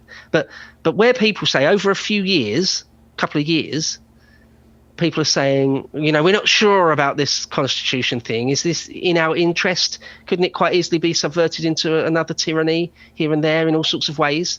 So James Madison, Alexander Hamilton, and John Jay write, in the end, 84 or 85 articles or essays, opinion pieces in a way, arguing for the Constitution, sort of making the case. Yes, the Constitution, like in minute detail, yes, the Constitution is brilliant, and here's why. Here's every single one of your fears addressed. You don't need to worry about this or this or this because da da da da. John Jay only wrote, I think, 5 of those articles, of those papers. Well, collectively, they get called the Federalist Papers, and they're mainly written by Madison and Hamilton, and other than 1 or 2, all the main ones are written by Hamilton, really. And it's actually it's important to bear in mind that they were written for specifically a New York audience. In hindsight, it looks like he's addressing all Americans, but in first and foremost, he's trying to win the argument in New York State. He's trying to convince them that they need to ratify the Constitution, because New York was really one of the more lukewarm states. Okay. And so a couple of quick lines from them, just to give you a flavour of it, an example. He wrote, laws are a dead letter without courts to expound and define their true meaning and operation. So it's questions as broad as that. Do we need courts? Another one, why has government been instituted at all? Hamilton said, because the passions of men will not conform to the dictates of reason and justice without constraint. Okay, so some people were saying, I don't think we necessarily need any sort of central government. We won the war without one, didn't we? We had Congress that sort of controls some purse strings and has very, very, very light touch control over things, but we don't need a centralised, strong federal government. We don't even need one. And Hamilton and Madison are saying in the Federalist Papers, no, we do. We do, though, because well, that's a really quite a famous quote, that one I just read, because there's a lot in there, isn't it? It's saying men do not conform to the dictates of reason and justice without constraint. You sort of have to, he's making the argument, you have to force men to abide by the law. Many of them will do it naturally, but many won't. And if they're allowed to just run amok and be anarchists, they will. That makes sense, generally speaking, but that doesn't answer the question of why all these different states need to have a central law. Are these different states not allowed to rule themselves and have the capacity to do as they will? Do they need one centralized? Like, how does that say that there needs to be 1/13? That's like if he was in Europe and saying, trying to say, okay, we need Germany and France, we need to develop this European Union. You guys can't control yourselves. You don't have like the agency to control yourselves. We need one reason overall, right? It just seems like there's kind of a gap there. Yeah, no. So that's the great. Well, this is where Jefferson comes into it.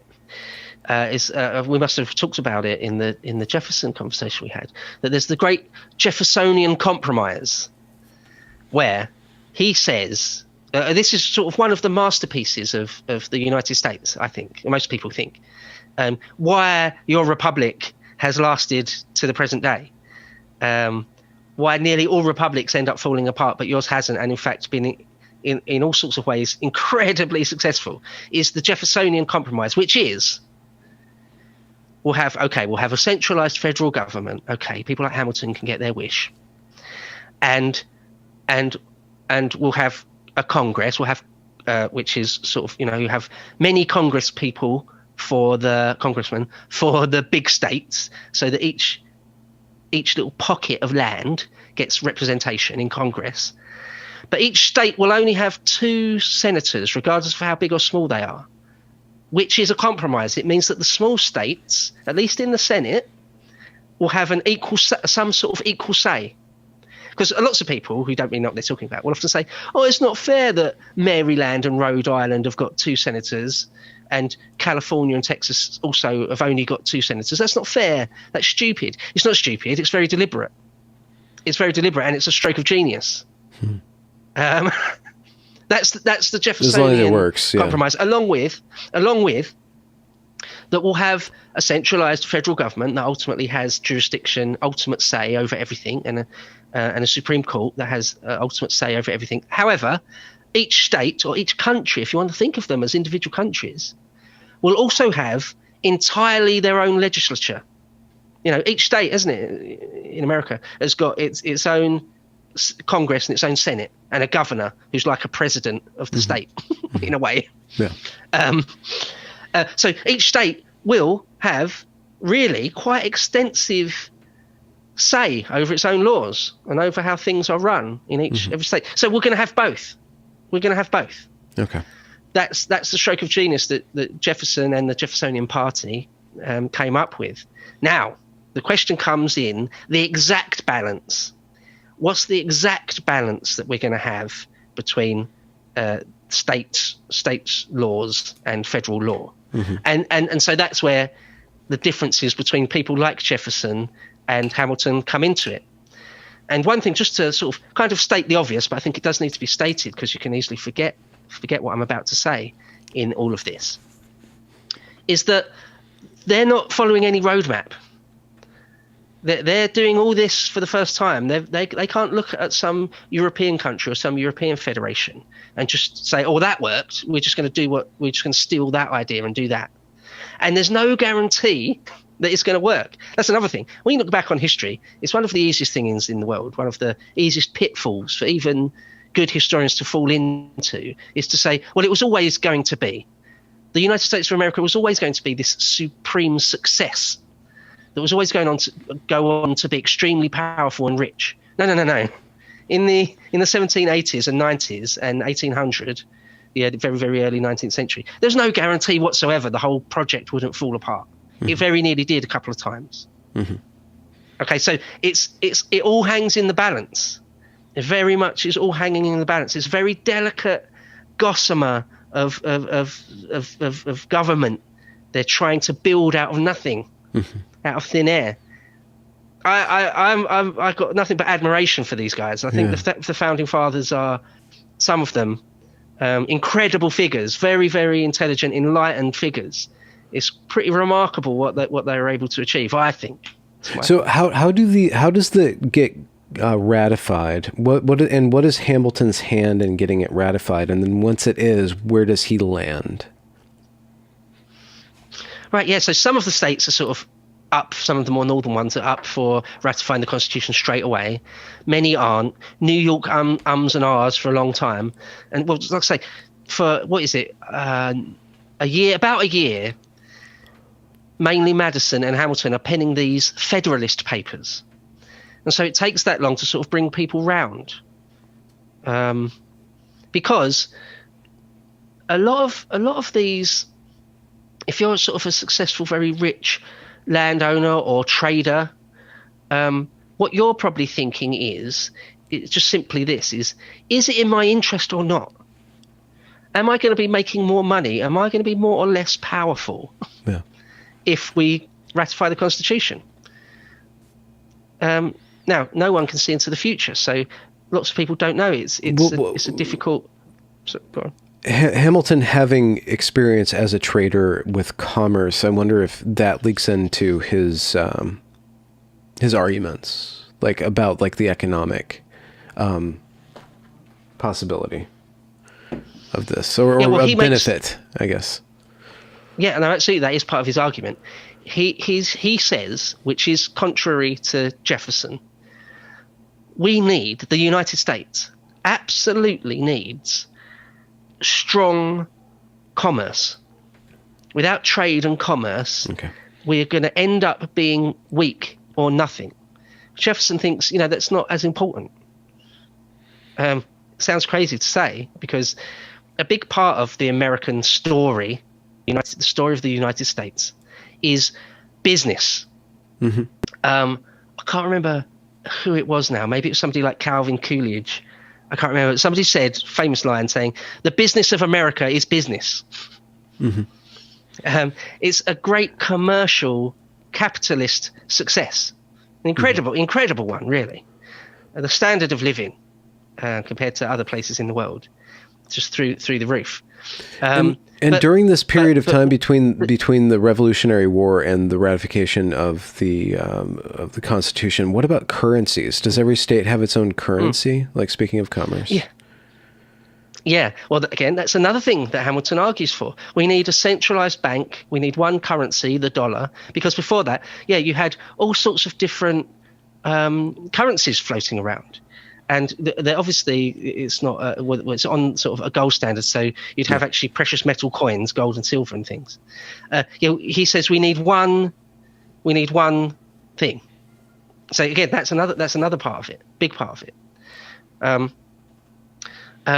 Just to, as you asked the question, what's Hamilton's role in it? Well, in New York at least, the story of the New York ratification. He was just, I keep calling him sort of ball-headed, but that's one of the things. Like I say, he didn't have any political, not much political finesse. He was overbearing, condescending, really, and elitist. Here's one line he said of himself. He said, quote, "On this and every other occasion, I will counter directly, without detour, any obstacle that stands in my way."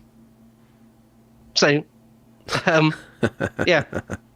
So there's sort of two camps here. Well, I talked about the Federalist Papers and people that want a strong central government, a strong federal government.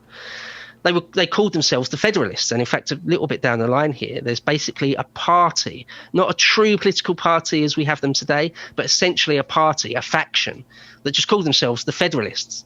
Hamilton was sort of the de facto leader of it.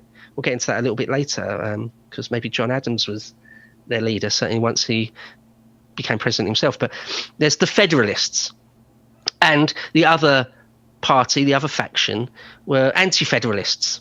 Yeah.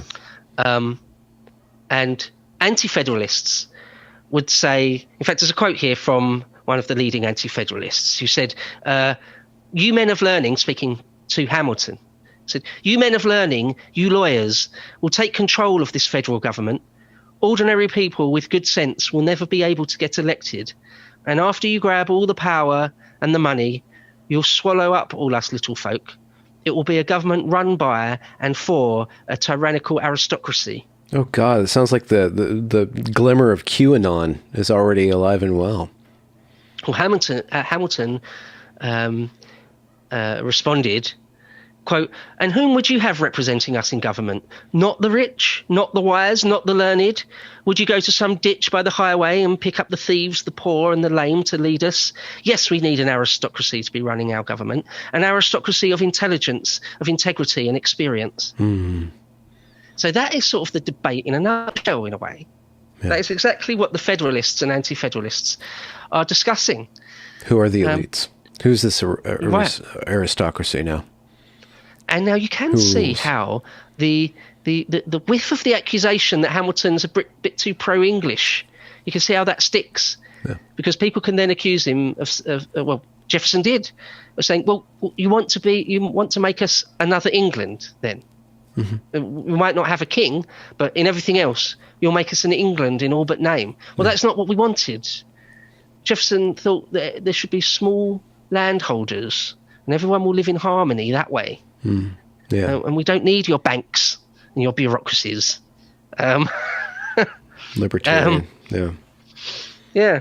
So go ahead. Well, just to move the story, kick the can down the road again.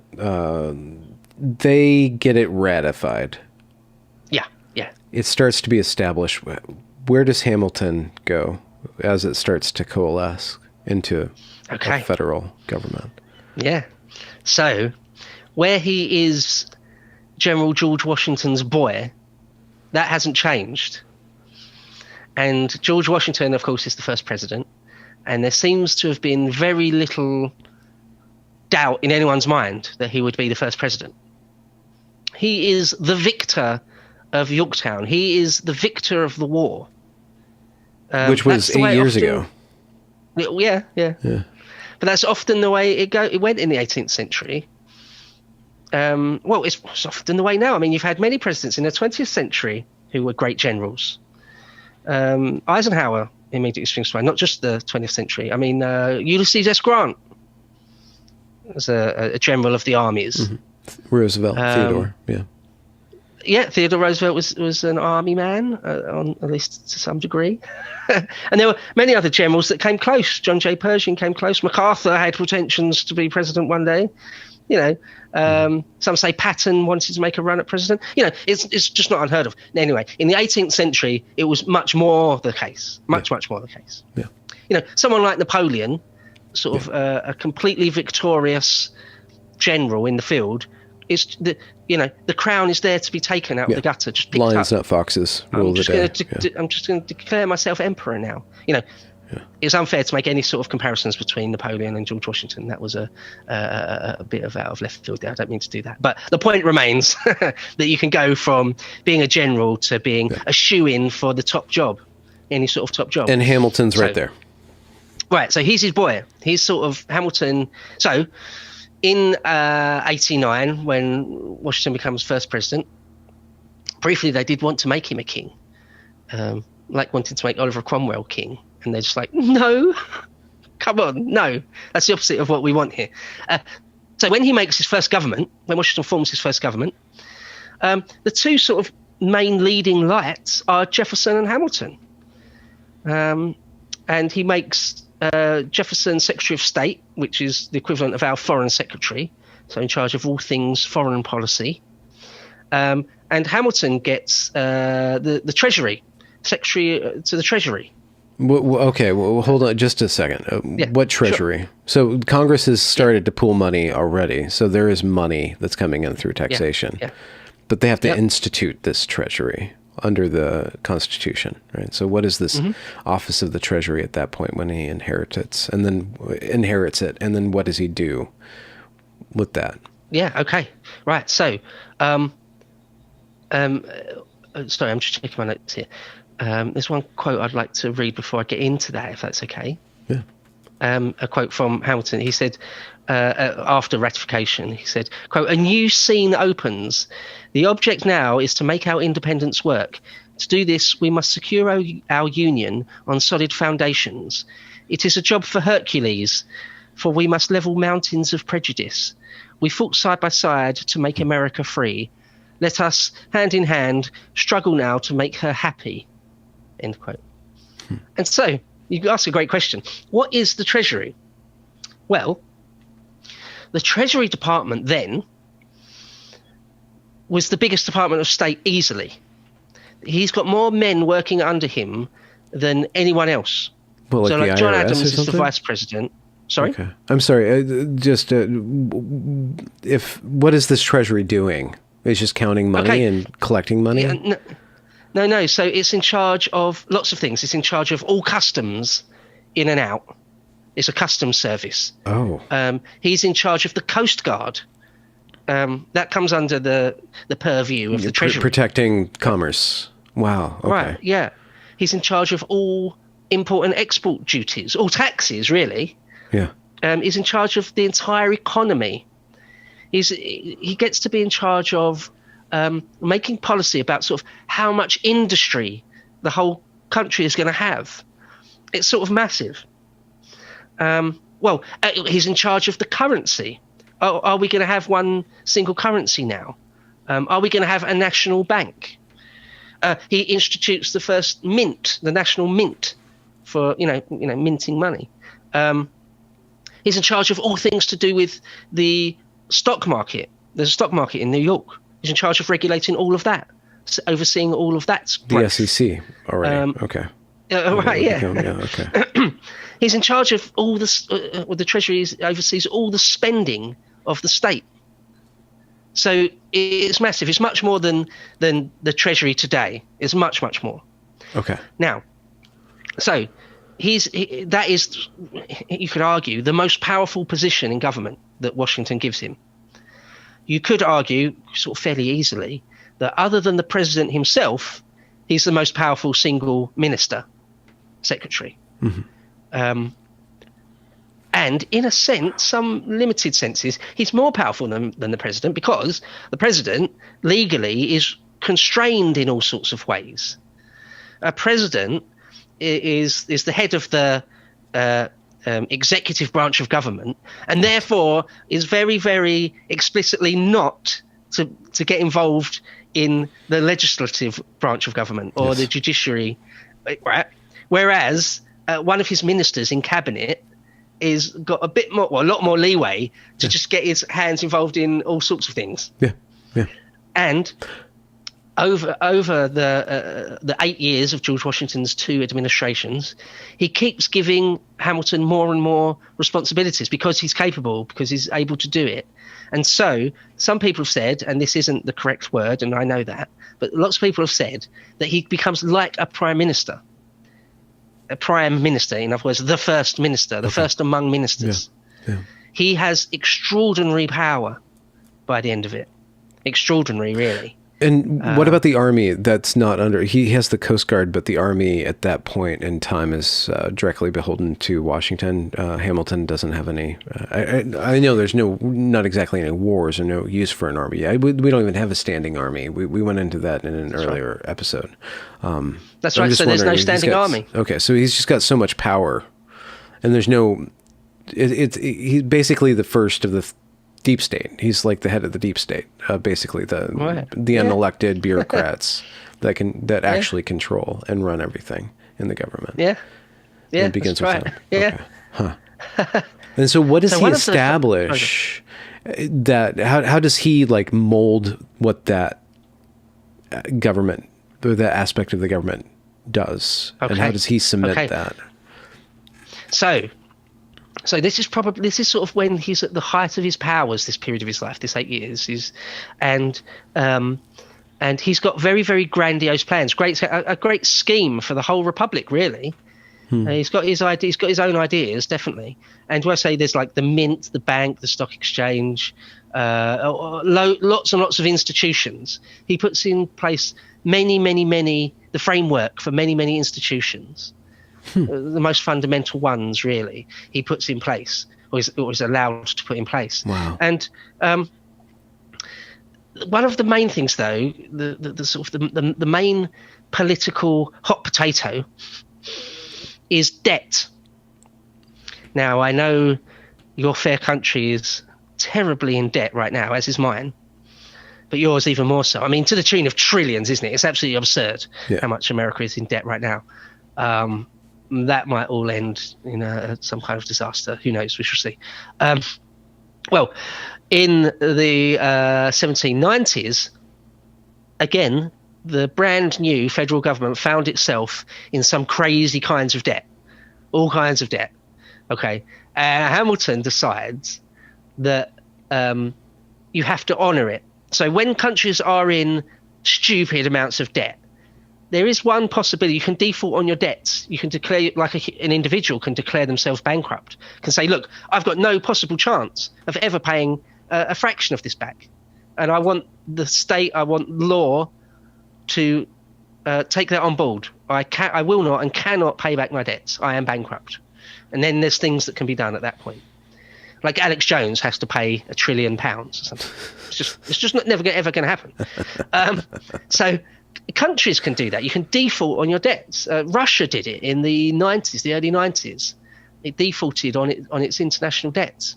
Now, when you do that, it's very rare, very, very rare for countries to do that, because it says you're clown shoes. It says you're a joke.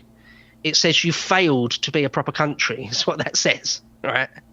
It's remarkable, really, that Russia bounced back as quickly as it did in the case of Russia. But so Hamilton's view is that we need to pull out all the stops, do whatever we can to not default, because if we default, the rest of the world, we've only just been born. The rest of the world will look upon us as complete jokers if we do that. So therefore, whatever we need to do to prevent that from happening, that's what we need to do. And what we need to do is create a central bank, have a single currency, increase and encourage as much commerce and trading as we possibly can. All the things that the Jeffersonian Party, soon to be calling themselves Republicans, nothing to do with the modern Republican Party, all the things they're saying they don't want, all the things they're saying that we just fought a war to not have. Hamilton's saying, no, we're going to need that to survive. We need that to survive. So he's adamant that he's going to pay off the debts. Now, there's more to it. The individual states also have loads of debts. Where I mentioned earlier that they would tell individual people, individual little old ladies that had given a few bucks here and there to help out the Continental Army during the war, they had given them promissory notes that we will pay you back. So there's that on a grand scale. Individual people, or the state itself, like Virginia or Massachusetts, have taken out massive international loans. They owed loads of money to France. France almost bankrupted itself, or did, in fact, completely bankrupt itself in order to pay for the American Revolutionary War.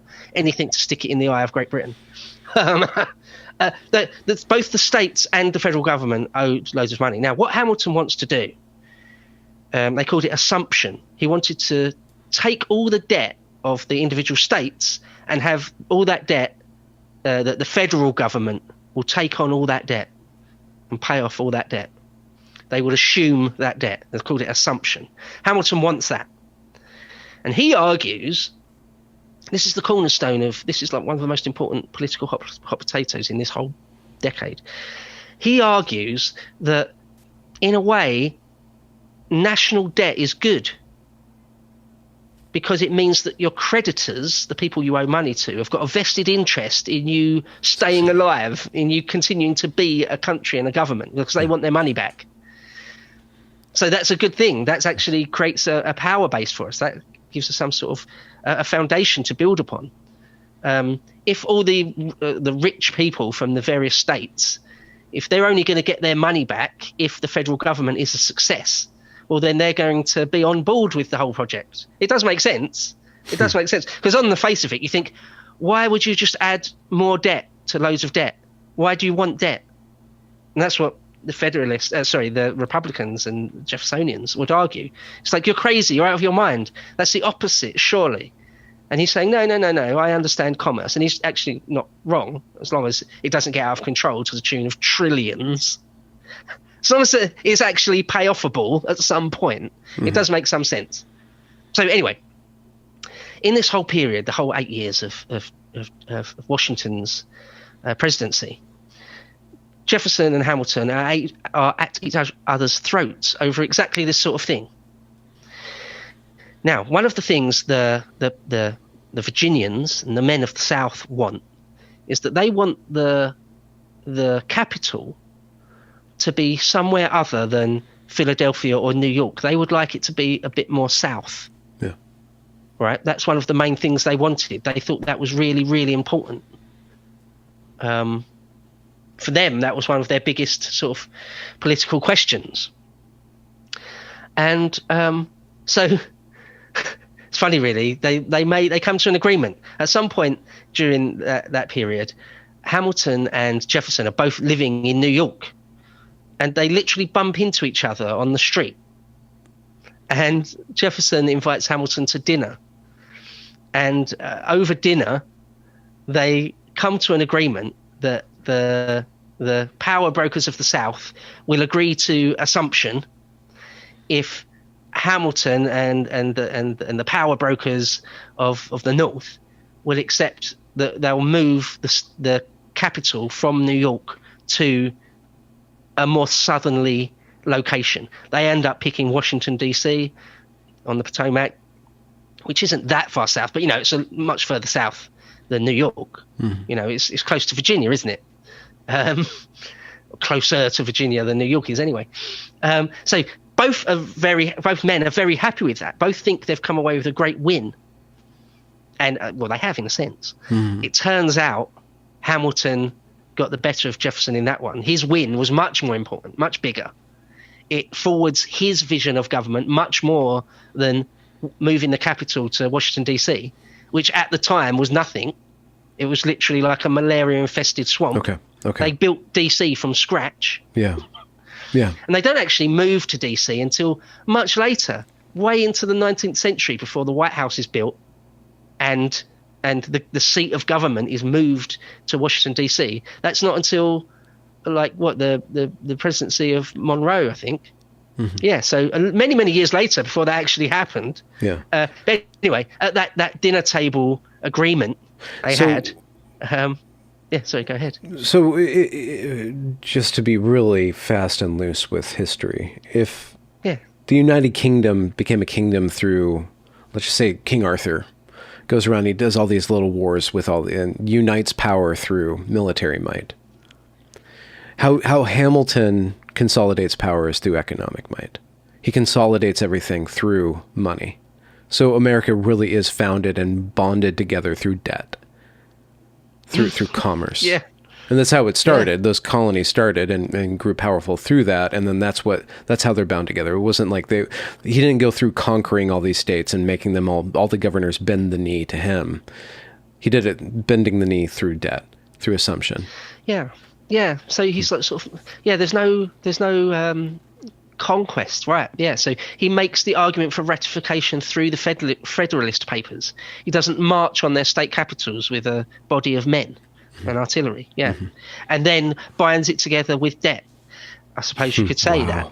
I mean, just to say that they do pay off a lot of it very quickly because his engine for commerce is successful, very successful. And so, just to give you an example of how much so, by the time Jefferson himself is president, like more than a decade after this, when Napoleon wants to sell Louisiana, which is a vast swathe of land, many, many times bigger than the modern state of Louisiana, almost a third of the continental United States, when they bought that Louisiana, so-called, off of Napoleon, they had the credit to do so. They were able to. They had the liquid money and the ability to borrow the money to just pay for that incredibly. Okay. Yeah. I mean, so here's a quick quote on that from Hamilton. He said, "Public credit is earned by good faith. States, like individuals who live up to their obligations, are respected and trusted. Those who don't are not trusted."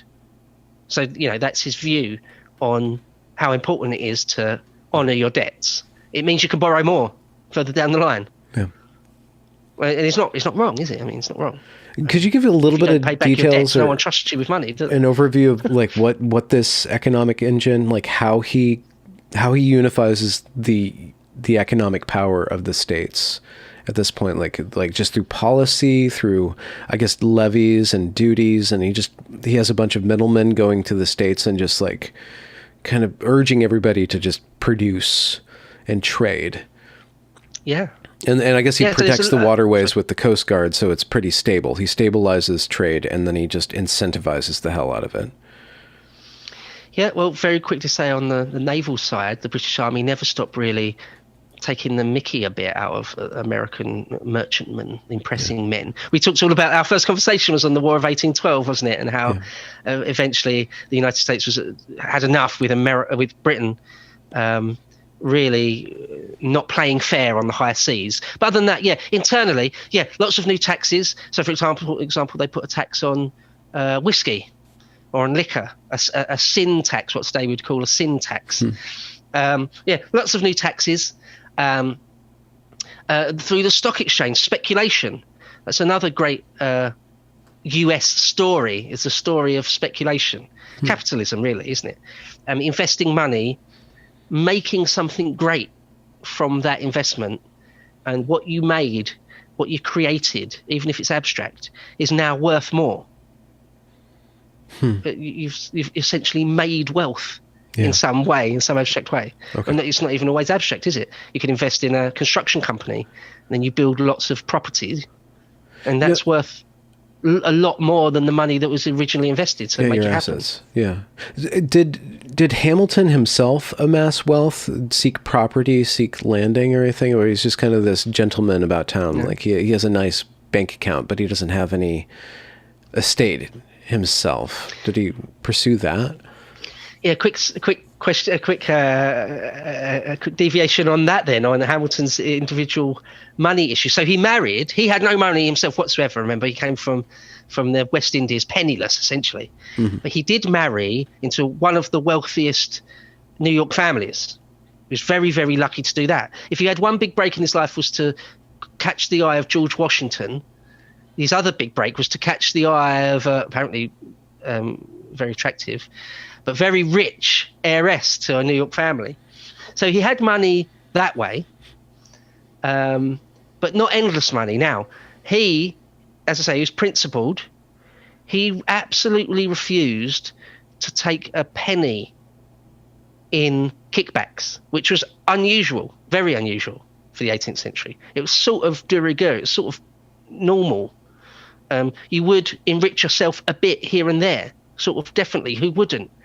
But he didn't at all. Absolutely refused to. Later, we'll get to it in a minute, but he was accused of embezzlement and things, but he didn't. He didn't take a penny. And in fact, when he practiced as a private lawyer before the Washington years and after, he goes back after he's out of power, he goes back to practicing law in New York. He won't take more fees than he thinks is right. So people are like, this is the normal going rate for the job you've just done for me as a lawyer. And he's like, no, it wasn't worth that much. I won't take, that's not fair. I won't take that off you. And other times he would do work for free. Someone would come to him with a massive injustice, but they can't pay him. And he'd represent them anyway for nothing. Unheard of. So yeah, his personal wealth, again, he never went hungry, not even close. He ended up having, I think, 8 kids. They never went hungry. He looked to build a mansion for himself from scratch. So he was not poor, not close to being poor, but he never amassed a giant fortune. Okay. Deliberately, very, very deliberately, didn't line his own pockets when he could have and gotten away with it almost certainly. Mm-hmm. Yeah, so that's his story when it comes to money. So there's so many details to go into, and it's impossible. We could probably do like a whole week's worth of episodes on this, but we can't do that right now. So just to kind of kick the can further, so he has 8 years in power. He does a tremendous amount. We could just do a whole episodes just about what he accomplishes under Washington in those eight years of power. But just to go forward, what's it like for him to lose power or to step back from that into being a lawyer again? Well, is he wounded by that? Is he bruised by that? Or is that just the way? Okay. And he's just fine with not being a king? No, he's one of those people who needs to be the most important man in a room. Especially when you've tasted real power. You've been that guy at the tippy top, something like a prime minister, the second most powerful man in the country. And then you're out. You're in the political wilderness. I didn't take kindly to that. Didn't like it. But there is. Sorry, before we go on to that, and we will go on to it, I just need to quickly tell you one other very important episode that happened to him while he was in power. I got a very, very quick quote from Jefferson talking about New York when they wanted to move the capital away from New York. Jefferson said, New York City is a sewer containing all the depravities of human nature, a world apart from small towns and the countryside, where crime is scarcely heard of and breaches of order are rare, and society, if not refined, is rational, moral, and affectionate. I just wanted to set that up because that's how Jefferson views the North and big cities and people like Hamilton, and it comes into it. And now, the other big event, the main sort of takeaway headline that has to be sort of quickly gone into, I'll do it very quickly, is Hamilton's infidelity. One point he's away at Philadelphia for a year or more without his wife, who lives in Albany in New York State. And a pretty woman comes to him and asks for some money to help her out. And he's taken in by her, and they have an affair.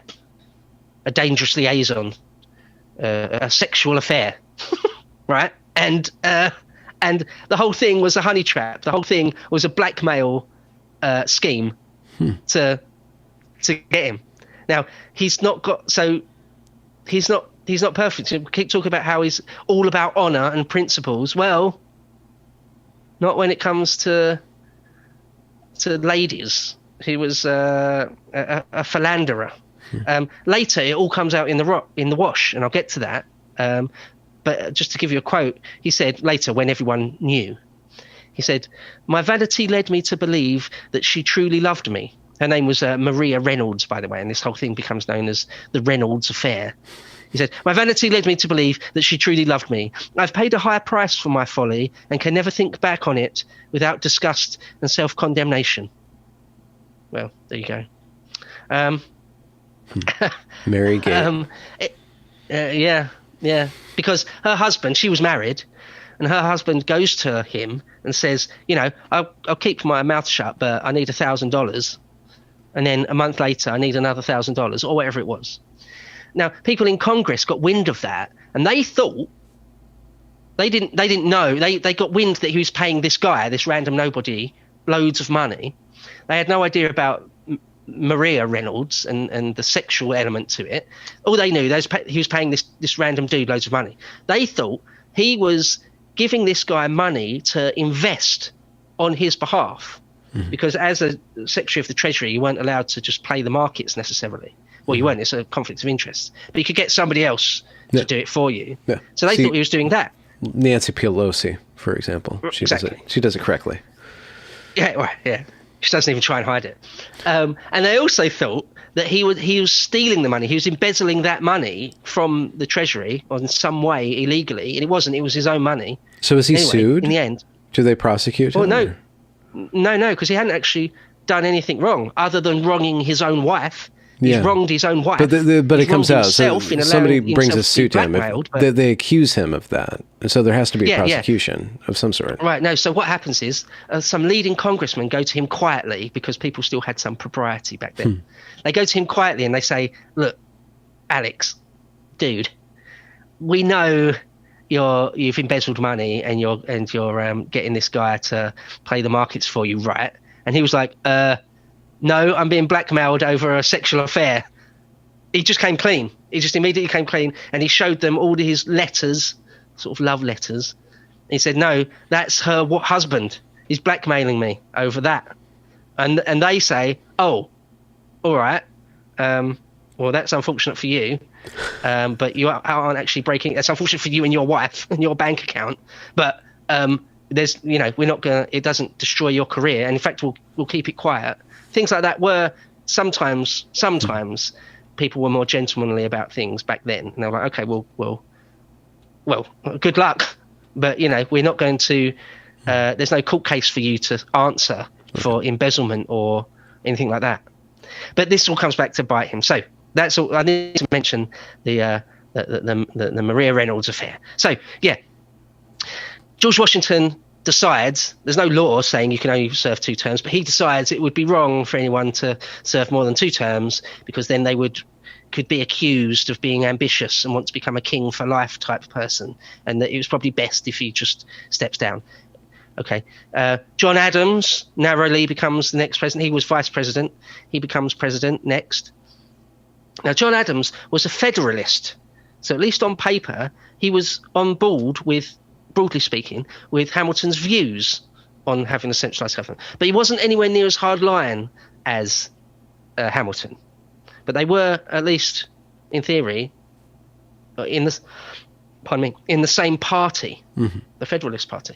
Jefferson is also out of the cabinet, and he is sort of biding his time, using that 4 years, because John Adams is only president for 4 years, fails to get himself re-elected. For that 4 years, Jefferson's sort of fairly openly making it clear he's going to run for president next time round. So, as I mentioned, Hamilton doesn't take kindly to being... Well, there's some line he says about how it's the lot of failed politicians, or politicians who are in the political wilderness, who are out of favour, at least for the time being. It's their lot to be gardeners. And so here I am, finding myself sort of pretending to be a gardener in my spare time. But he still does lots of writing. He goes back to law, practices law to make money, and still writes a lot. He still writes all sorts of political pamphlets and things. Now, he and Jefferson have been are sort of arch enemies. This is sort of the main thing. This is, I think, probably one of the most famous things people know about Hamilton, is that he and Jefferson are absolute political enemies. That's why we decided to do this conversation about Hamilton, isn't it? Because we did the conversation about Jefferson, and towards the end, somehow I mentioned or talked about how if you like Jefferson, you hate Hamilton, at least on some level. And that's just a really, really famous thing, that they hated each other. So a little bit about that. Like politically, though, or personally? Yeah, politically. Well, both in the end. Personally. But definitely politically. We've talked about the difference in opinion, the difference in view, worldview, the difference in opinion about what America is, or it should be, between the Republicans, Jeffersonians, and the Federalists, Hamiltonians. So I've got a couple of quick quotes here, just to put it in sort of to make it extremely clear. Jefferson was asked, and when asked, said, yes, I disapprove of his actions as the Secretary of the Treasury with his bank and funding system. He is recreating here the rottenness and corruption of England. So again, just basically exactly why we fought a war. It's exactly what we don't want. Hamilton very quickly really, realised that Jefferson was sort of now an implacable enemy. Because, I mentioned earlier, they had that dinner table compromise over Assumption and the capital. They were sort of not friends, but they could work together at that point. Well, pretty soon after that, they realised they were sort of implacable enemies. Hamilton said, quote, I have now become convinced of several facts. Mr. Jefferson is the head of a faction hostile to me and my administration. He attacks the funding of the debt, the bank. I know that he has instituted a whispering campaign bent on subverting my projects. So a whispering campaign is, a fairly quaint way of saying that he's just trying to build a coalition against you, basically. Yeah, kind of what Macbethian, kind of like just an air of paranoia there. He knows that he has power, and he's kind of clinging to it a little bit. The people of the South, the people that want a smaller government, Jeffersonians, Republicans, again, nothing to do with the modern Republican Party. Republicans want a small government. They don't want a giant bureaucracy, or they don't want industrialization.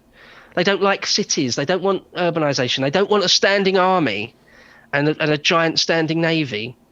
They're suspicious of central banks and high finance and stock markets and stock exchanges. People like Jefferson thought that it was wrong to make money that way. It was sort of morally wrong.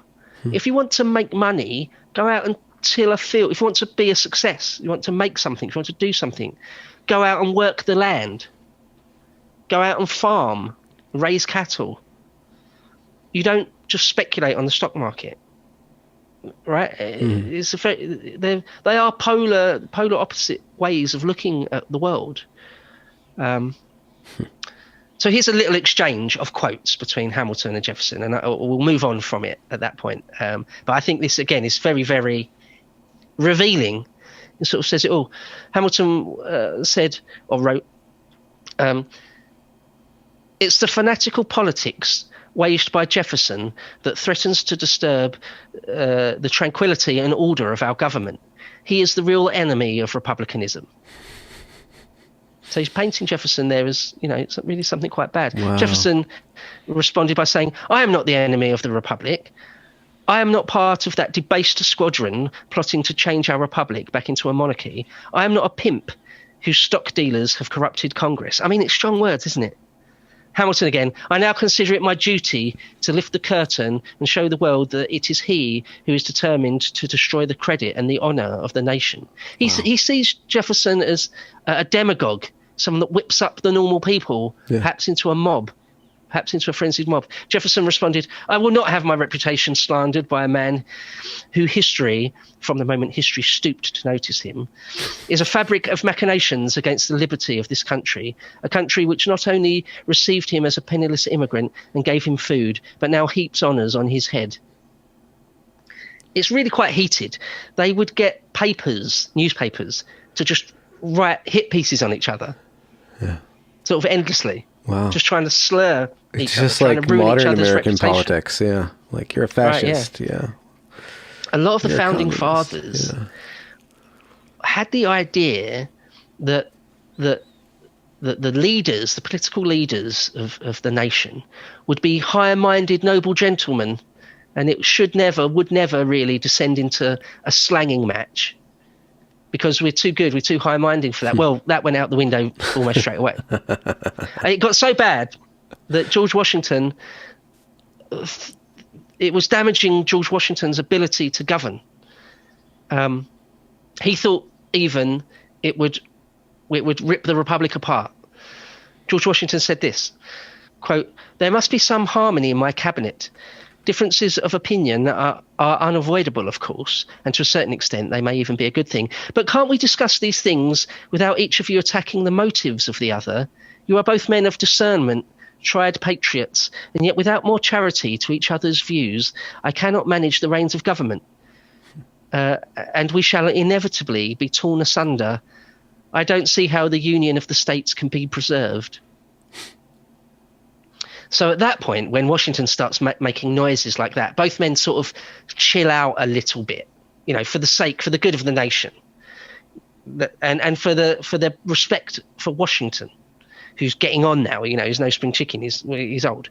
So in order that Washington doesn't lose his mind and the Republic be destroyed, they sort of calm down a bit to some degree, just keep it under wraps. But by the age of John Adams, and when Jefferson himself is making a run for power, it's no holds barred really by that point. And so does Hamilton get back in power again before his untimely demise? No. So what happens is, by the time it comes to the next general election, which is 1800, the sort of fairly famous election of 1800. This has been pored over by historians so much, the election of 1800, when Jefferson gets in to become the third president. Hamilton is disgraced by that point. So this is what happens. Where it becomes sort of no holds barred, the Jeffersonians hear of or are aware of the Maria Reynolds affair. And they're like, well, we're going to publish that then. If it's no holds barred, if this is how it's going to be, if it's prison rules now, then yeah, we're going to out you as a cheater, as an adulterer. So that's what they do. They get a paper to print all the details of it. And the way Hamilton responds to that is to go sort of a full hangout. He says, yes, I did that. He doesn't lie. He doesn't like to lie. So his way of dealing with that is just to come out completely clean and said, yes, this is exactly what I did. I'm guilty of this 100%. I'm sorry. I'm contrite. I wouldn't do it again. I'm full of self-reproach and self-condemnation, as he said. But yes, it's true. And he goes further. He writes like a 50-page treatise about it. And I think he even publishes excerpts from some of his love letters with her and stuff. Wow. He goes way too far. It's like he completely destroys his political career, basically. When Jefferson and his acolytes and his followers get wind that this is how Hamilton's dealing with it, they're over the moon. They're like, great, that's the end of him, essentially, as a real force to be reckoned with. Because it's still the 18th century, 1800. It's the end of the 18th century, early 19th century. You can't really get away with that. It's not like Bill Clinton or Obama. Like, yeah, I cheated, but so sue me. No, your reputation's destroyed. One thing, just quickly to say before I carry on, his wife sort of forgave him effectively. She didn't leave him, put it that way. But yeah, that's how Hamilton deals with it, which is kind of crazy. Well, what does he do? How does he pick his reputation up, the pieces of his reputation? Well, he doesn't really. I mean, he does to a degree, but never entirely. Never entirely. Well, because he'll always still be that guy that was the most powerful man in the country for nearly 8 years. He'll still be a war hero. He'll still be the great Hamilton on some level. He just can't be the leader of the Federalist Party. Yeah. He's not president material. He's still a great man. He's still a genius, but he's not president material now. It's like that. It's more like that. So he's not gone. He's not ostracized. He's not like no one will ever publish anything he ever says ever again. It's not like he can't still be a lawyer, any of that, but he can't be president. That's not going to fly. So he has a fallout. It's starting to get towards the end now here. There's a fallout he has with John Adams, the sitting president. Pardon me. I do beg your pardon. He has a big fallout with John Adams. A war starts. Well, they're worried. England and France go to war. It's the Napoleonic era. England and France are at war. The United States are worried that they might have to go to war with France. They're worried, basically, Napoleon will invade the United States. And it's not a completely insane fear. In hindsight, it kind of is. It looks like it is. But at the moment, when you're in it, it wouldn't have seemed that crazy. Like, he sent over a massive expedition force to the West Indies. So anyway, we know he ends up just selling Louisiana to Jefferson a few years later. But so anyway, where Hamilton is an army man, he's made a general. So where they haven't got a standing army, they decide, John Adams and the Congress decide, we need an army again, real quick, as soon as possible. And old George Washington is still alive. We'll offer him the command. He accepts it, even though he's old, he's close to death, but he's the obvious choice. So when George Washington becomes generalissimo, the highest commander of the army again, he can pick who he wants to be his generals and his colonels. He picks Hamilton to be a general. And it sort of has to be green-lit by John Adams. But he kind of has no choice. You can't really say no to Washington. So that's what happens. There's a quote here from from John Adams, where he says, just let me find it. John Adams said, he, Washington, is cramming Hamilton down my throat. I'm compelled to appoint the most restless, impatient, artful, unprincipled intriguer in the United States to the commander of an army. Because, where I've said a few times, Hamilton's completely bullheaded. He won't let anything stand in his way. There's a quote I read earlier where he said exactly that. I won't let any obstacle stand in my way. Well, that's okay if you're in the command of an army and you can just fire off orders and nobody's got any choice. Anyone below you's got no choice but to follow it. Well, politics is different. He goes to John Adams, who's president. He goes to him once he becomes a commander, once he becomes a general in the army. He literally goes into his office and starts sort of berating John Adams, saying, I need this, I need that. We need to make a formal treaty with the English. We need to pull the trigger first on France. We need to go to war with France. I need a navy. I need loads more men. I need loads more money for all sorts of things. And John Adams basically says something like, I disagree with everything you just said. I don't agree with anything you're saying to me right now. And the way the way politics was back then, the way Hamilton is very proud man, they just become political enemies at that point. They're just now enemies. They're as much enemies as Jefferson and Hamilton. Despite the fact that John Adams is a Federalist, they're supposed to be on the same page. They're both the leaders of that movement, of that party. Again, it's not a modern political party, but if you want to call it the Federalist Party, they're the two leading lights in it. Absolutely, they're now political enemies over that. So John Adams then signs a peace with Napoleon, and the whole sort of storm in a teacup is over. Hamilton remains a general for a while, actually, and you're allowed to call yourself a general even after you're retired. So for the rest of his life, he hasn't got that many years left. He's got about 4 years left of life.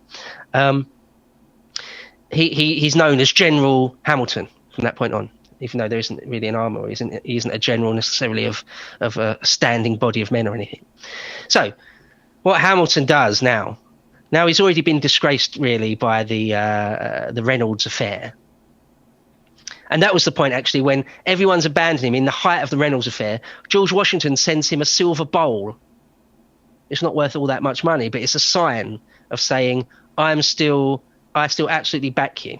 In fact, he sends a note with it saying, I don't care really what you've done in this Reynolds affair. You will always have my trust and backing and my affection, no matter what, really. But then soon after this, around this period, Washington dies of old age. And Hamilton says he's absolutely heartbroken, really, by that.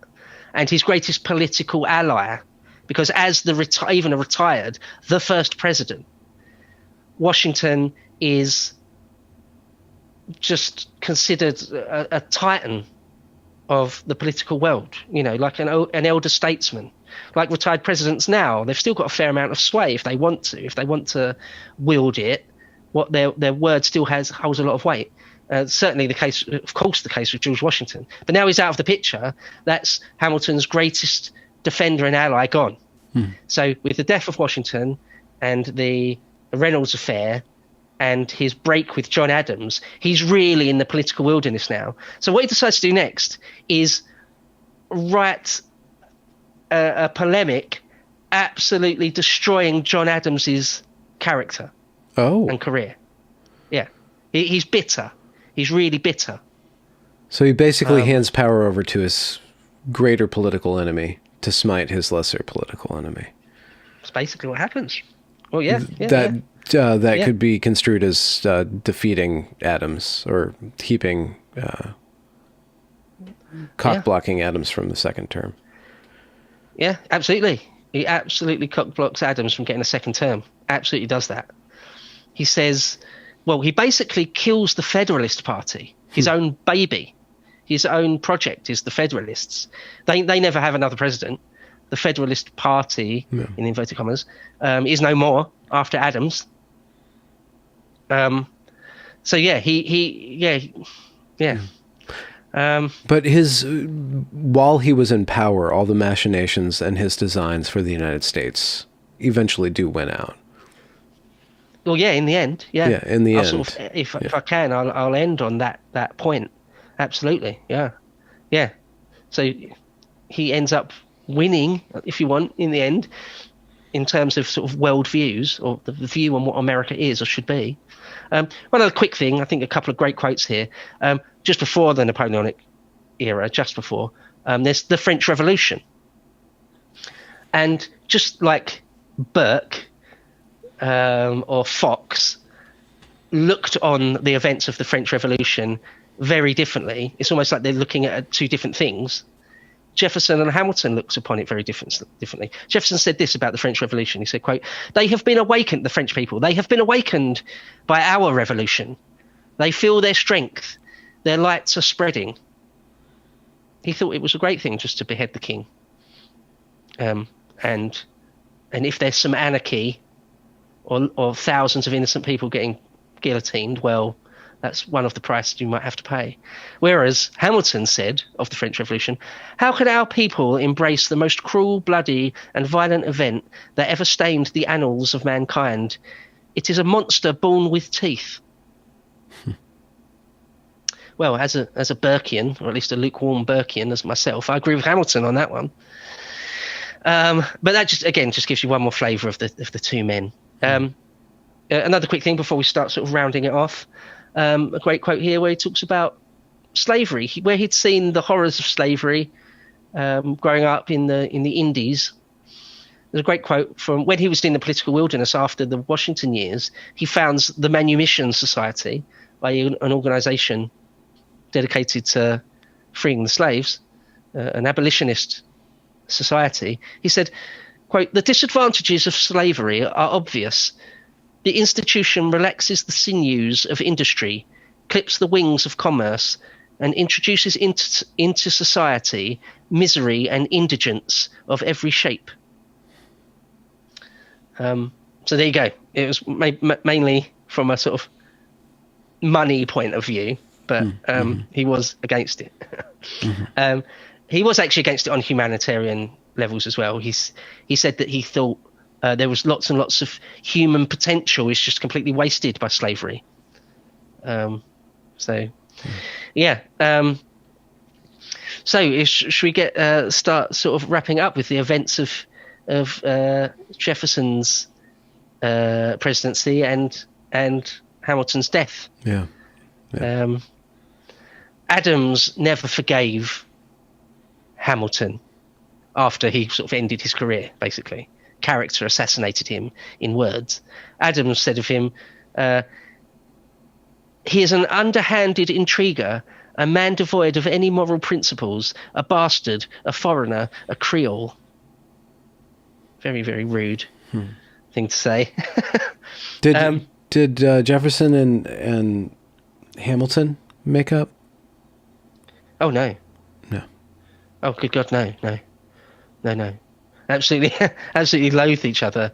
Although, what happened was, when it became clear that the Federalists, whoever was leading them, it certainly couldn't be the sort of utterly disgraced Hamilton, and it wasn't going to be Adams because of the Alien and Sedition Act, and Adams's presidency was a bit of a failure in a few different ways, and it didn't look like Adams, and it was the case, had any real chance of getting re-elected.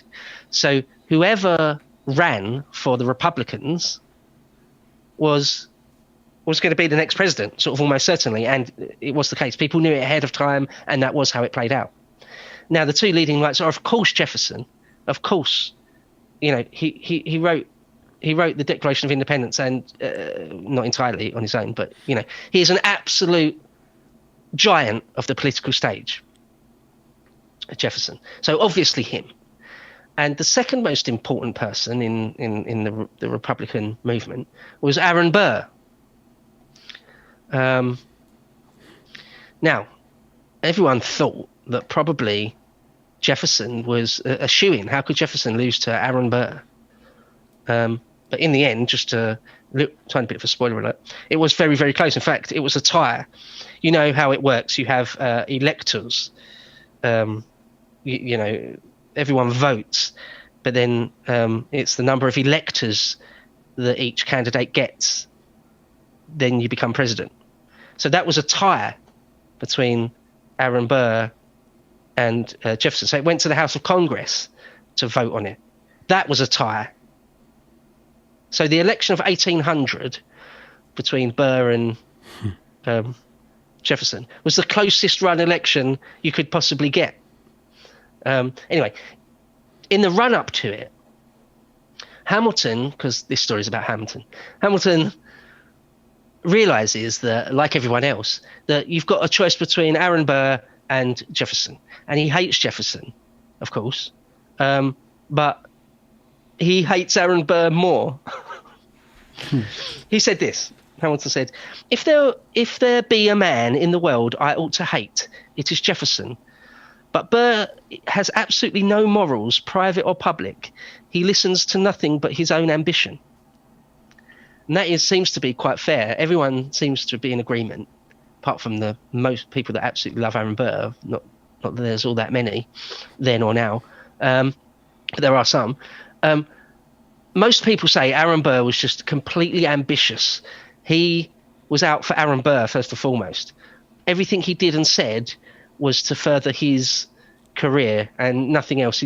I didn't really necessarily care about how well the United States did, whether it flourished or whether it grew or whether it was happy, as long as he got to be numero uno. In fact, here's another quick quote. Hamilton said, "Here is a telling incident. When I headed the Treasury, he criticised me for not using my power to alter the government for my own advantage. I told him I could never do such a thing in good conscience." "Conscience," Burr replied.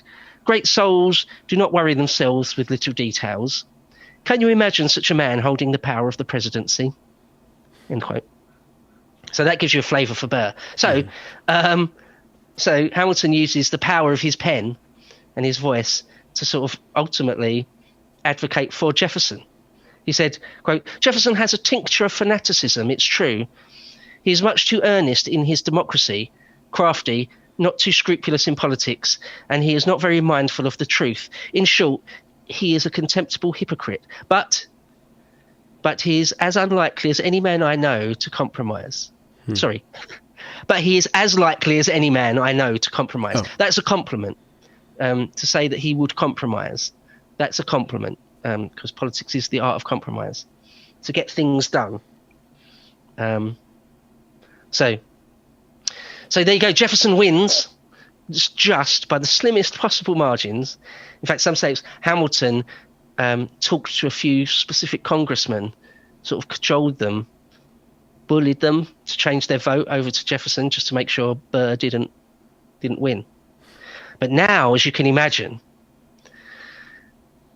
Burr and Hamilton are the most, politically speaking, the most arch enemies you could possibly have now.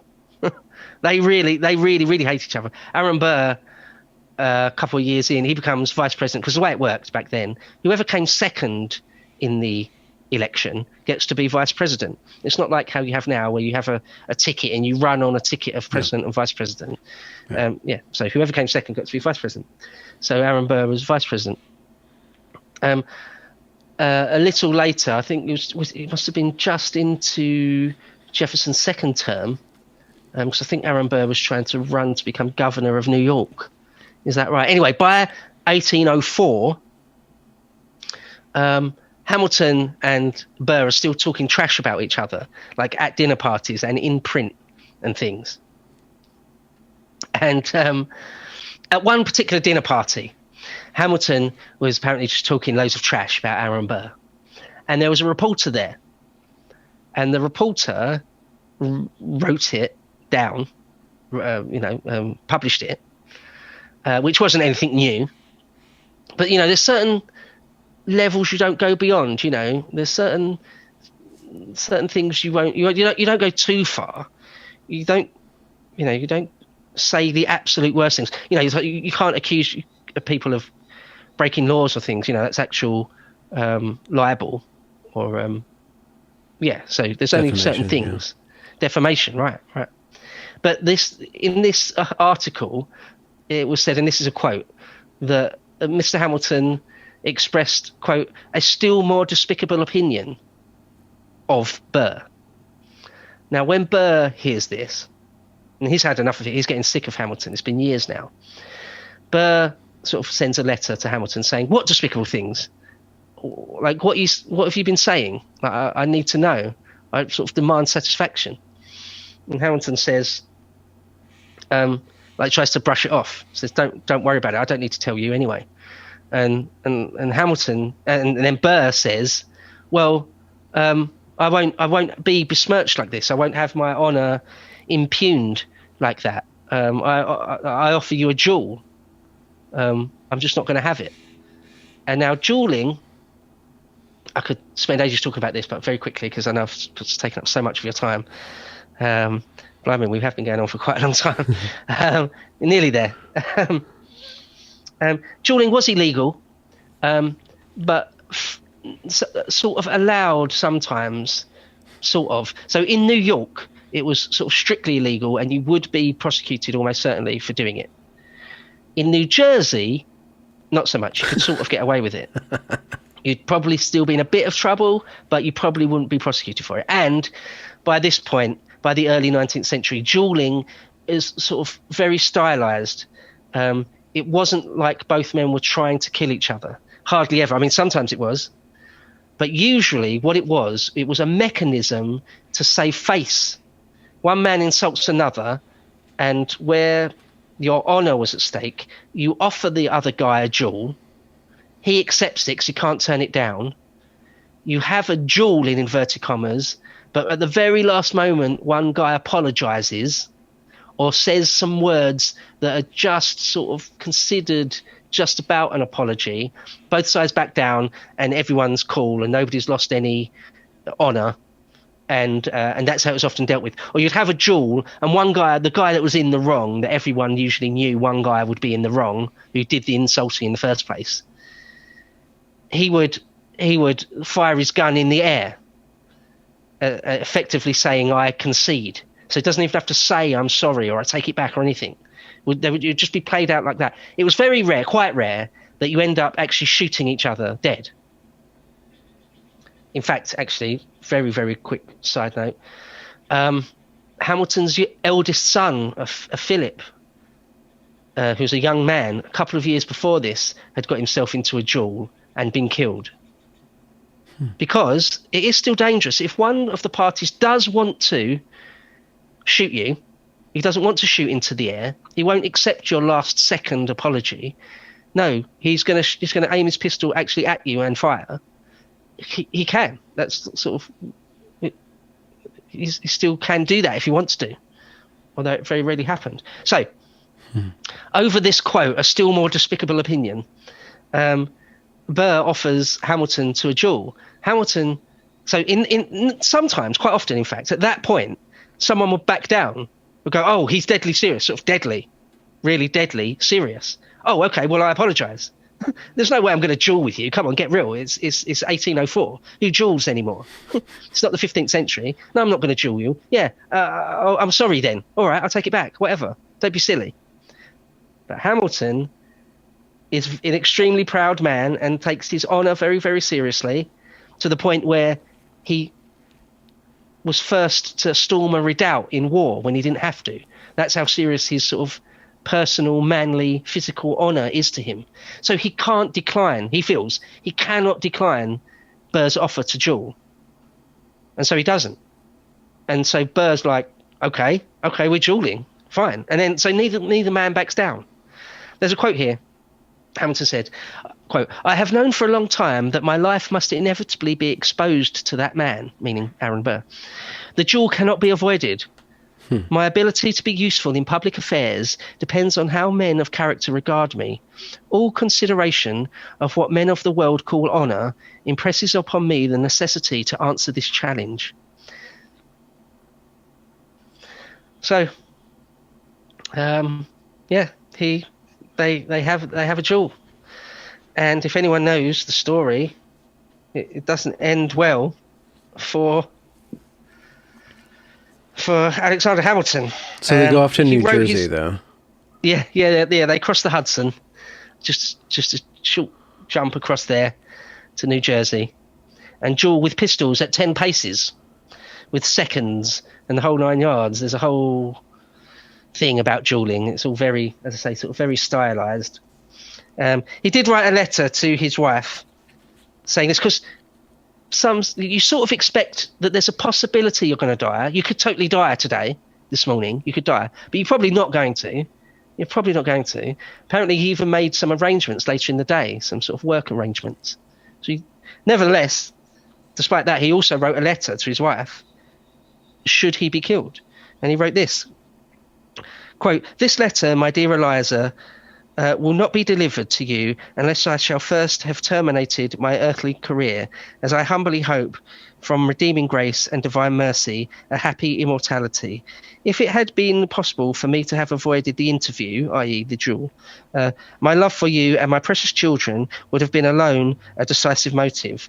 But it was not possible without sacrifices which would have rendered me unworthy of your esteem." Again, it's honour. It's all about honour. "I need not tell you of the pangs I feel for the idea of quitting you and exposing you to the anguish which I know you would feel. Nor could I dwell on the topic, lest it should unman me." I mean, I can't even think about leaving you, because I'll start crying. Basically, is what that means. And then he finishes, "The consolidations of religion, my beloved, can alone support you, and these you have the right to enjoy. Fly to the bosom of your God and be comforted. With my last idea, I shall cherish the sweet hope of meeting you in a better world. Adieu, best of wives and best of women. Embrace all my darling children for me. Ever yours, A.H." So, yeah, it's quite sad, really, because, he sort of got his guts blown out. Well, they have a duel. He fires into the air. He told everyone beforehand, "I'm going to fire into the air. There's no way I'm going to try and kill Aaron Burr," especially since I actually probably did insult him first. "I'm going to fire into the air," so everyone knew that. Aaron Burr, so he does. Accounts differ on exactly the second to second how it played out. Most people said one man fired before the other momentarily.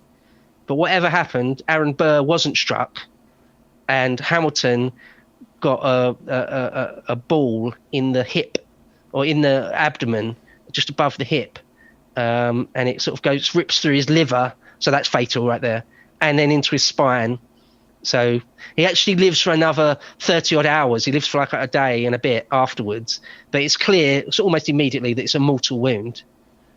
And so that's how he ends, right? Crazy. I mean, what a life. He was killed in a duel with Aaron Burr, the ex-vice president, over something he may or may not have said at a party one time. And was Burr satisfied by that? It's difficult to say, but to begin with, well, he obviously absolutely meant to do it. He absolutely meant to hit Hamilton when he fired. And for the rest of his life, and he lived for quite a long time after, he wasn't all that old, he never apologized for it. He never said, you know what, that was a mistake. I really shouldn't have done that. I feel sorry I left his wife and kids fatherless. Never said anything like that. So, but it ruined his career, absolutely ruined his career. Jefferson was like, oh my God, really? Are you kidding me? Are you kidding me? That just happened. Of course, Aaron Burr, like, get out of my sight. I'm not giving you a position in cabinet ever again.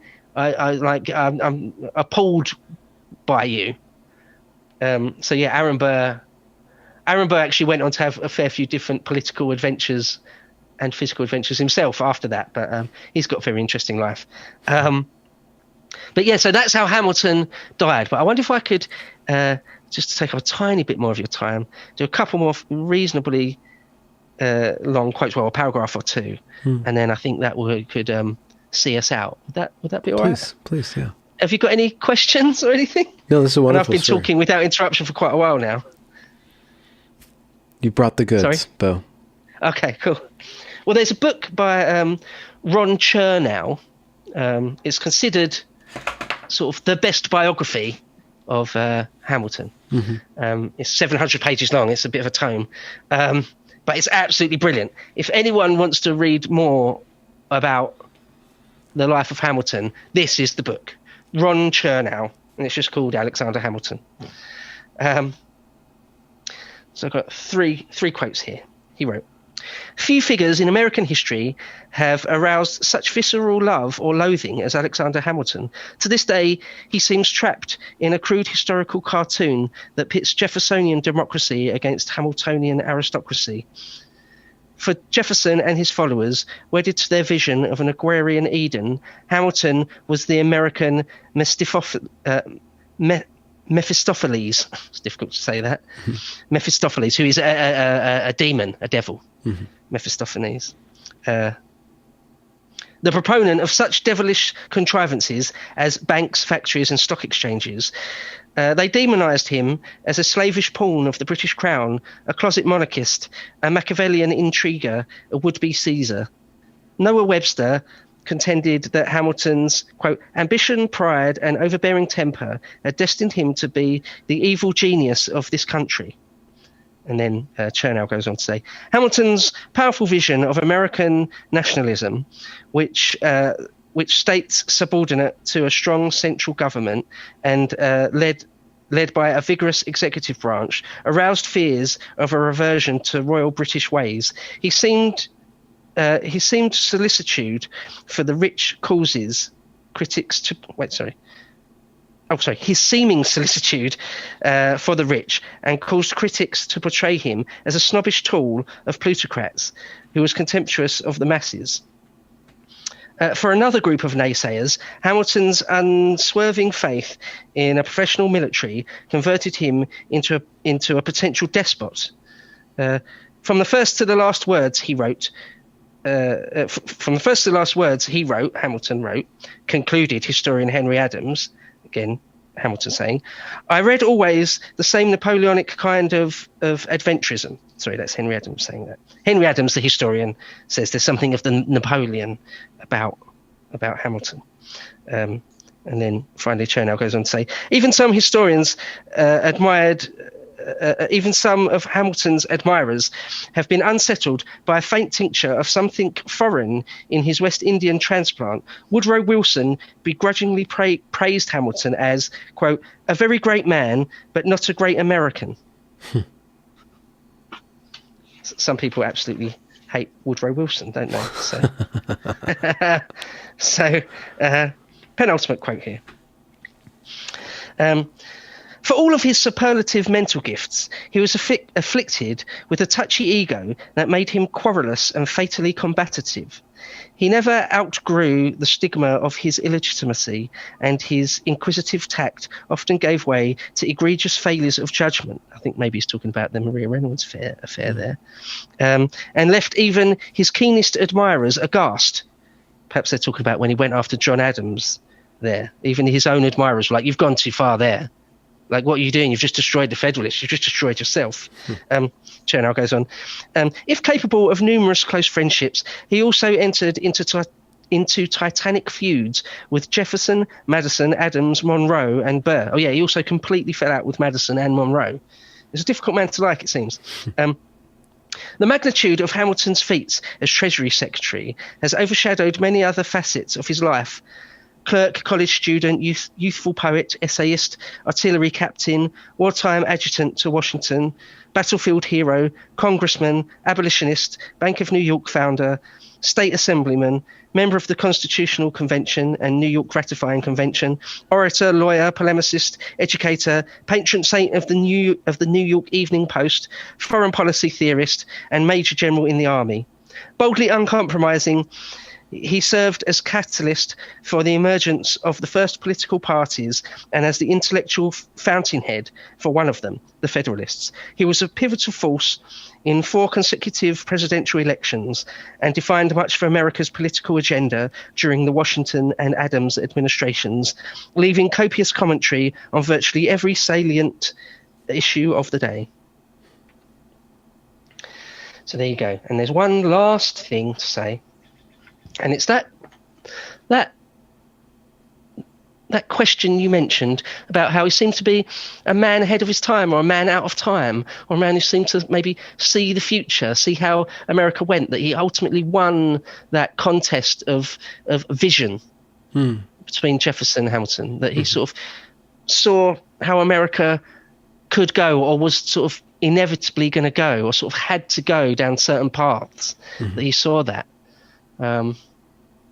I mean, there's one last irony to mention, that Hamilton becomes, or is, a champion for the elites, for the elitists, when he's this penniless bastard immigrant from the West Indies, and he becomes a champion of the elites. And Washington and Jefferson is the man of the people. He couldn't be more really a voice of the common man, and yet he's a landed, wealthy landowner, slave owner. He was born to the purple. That's not right. He's not royal, obviously, but he was born into fairly extreme privilege, and yet he becomes the man of the people. There's a very interesting irony there, which hasn't been lost on many historians. Okay, one last final quote, and then we'll bring it to a close there. Thank you for your all your patience, Benjamin. You've been very, very patient. That's wonderful. But I'd like to do Hamilton some justice, Absolutely. It's one of the most important founding fathers. Yeah. We'll leave it with this, where Ron Chernow says, quote, "He was the messenger from a future that we now inhabit. We have left behind the rosy agrarian rhetoric and slaveholding reality of Jeffersonian democracy, and reside in the bustling world of trade, industry, stock markets, and banks that Hamilton envisioned. He has also emerged as the uncontested visionary in anticipating the shape and powers of the federal government. At a time when Jefferson and Madison celebrated legislative power as the purest expression of the popular will, Hamilton argued for a dynamic executive branch and an independent judiciary, along with a professional army, a central bank, and an advanced financial system. Today, we are indisputably the heirs of Hamilton's America, and to repudiate his legacy is, in many ways, to repudiate the modern world." End quote. Wow, man ahead of his time. So, yeah, I think so. For better or worse, he was a visionary. You can't take that away from him. like I say, I'm much more a Jeffersonian than I am a lover of Hamilton. But you've got to give him credit for lots and lots of different things. Lots of different things. I don't think he would have been a particularly nice person to sit down and have a meal with or have a drink with. I think he was quite arrogant and conceited. I would love to have sat down and have a conversation with Jefferson, you know. But there you go. If nothing else, he shaped history, he shaped the United States, arguably more than any other single person. So there you have it, the story of Alexander Hamilton. Bo, thanks again. This is a wonderful continuing conversation we've had about the founding of America, the building of it, and how it's shaken out. And I totally appreciate your knowledge base and all the work that you put in. And it's just great storytelling too. No, thank you for having me on. And if the last 3 hours haven't completely broken your will to have further conversations with me, perhaps a few months down the line or sometime down the line, we'll talk about one of the other founding fathers or one of the other presidents, if you've got any particular one you like, if you're a big fan of. You said something about Ulysses Grant or something. You raised you said something about Grant, and then you also said something about Teddy Roosevelt. Like there's a spark there, so maybe we can follow up with one of those guys. Grant is superb, absolutely superb. Very quickly to say, you could say a bit of him that he went from rags to riches to rags to riches. Absolute roller coaster of a life. Well, there's no time for this. I've taken up enough of your time. But Benjamin, thanks once again. All right, Bill. Have a good night, and I'll talk to you soon. You too. Take care.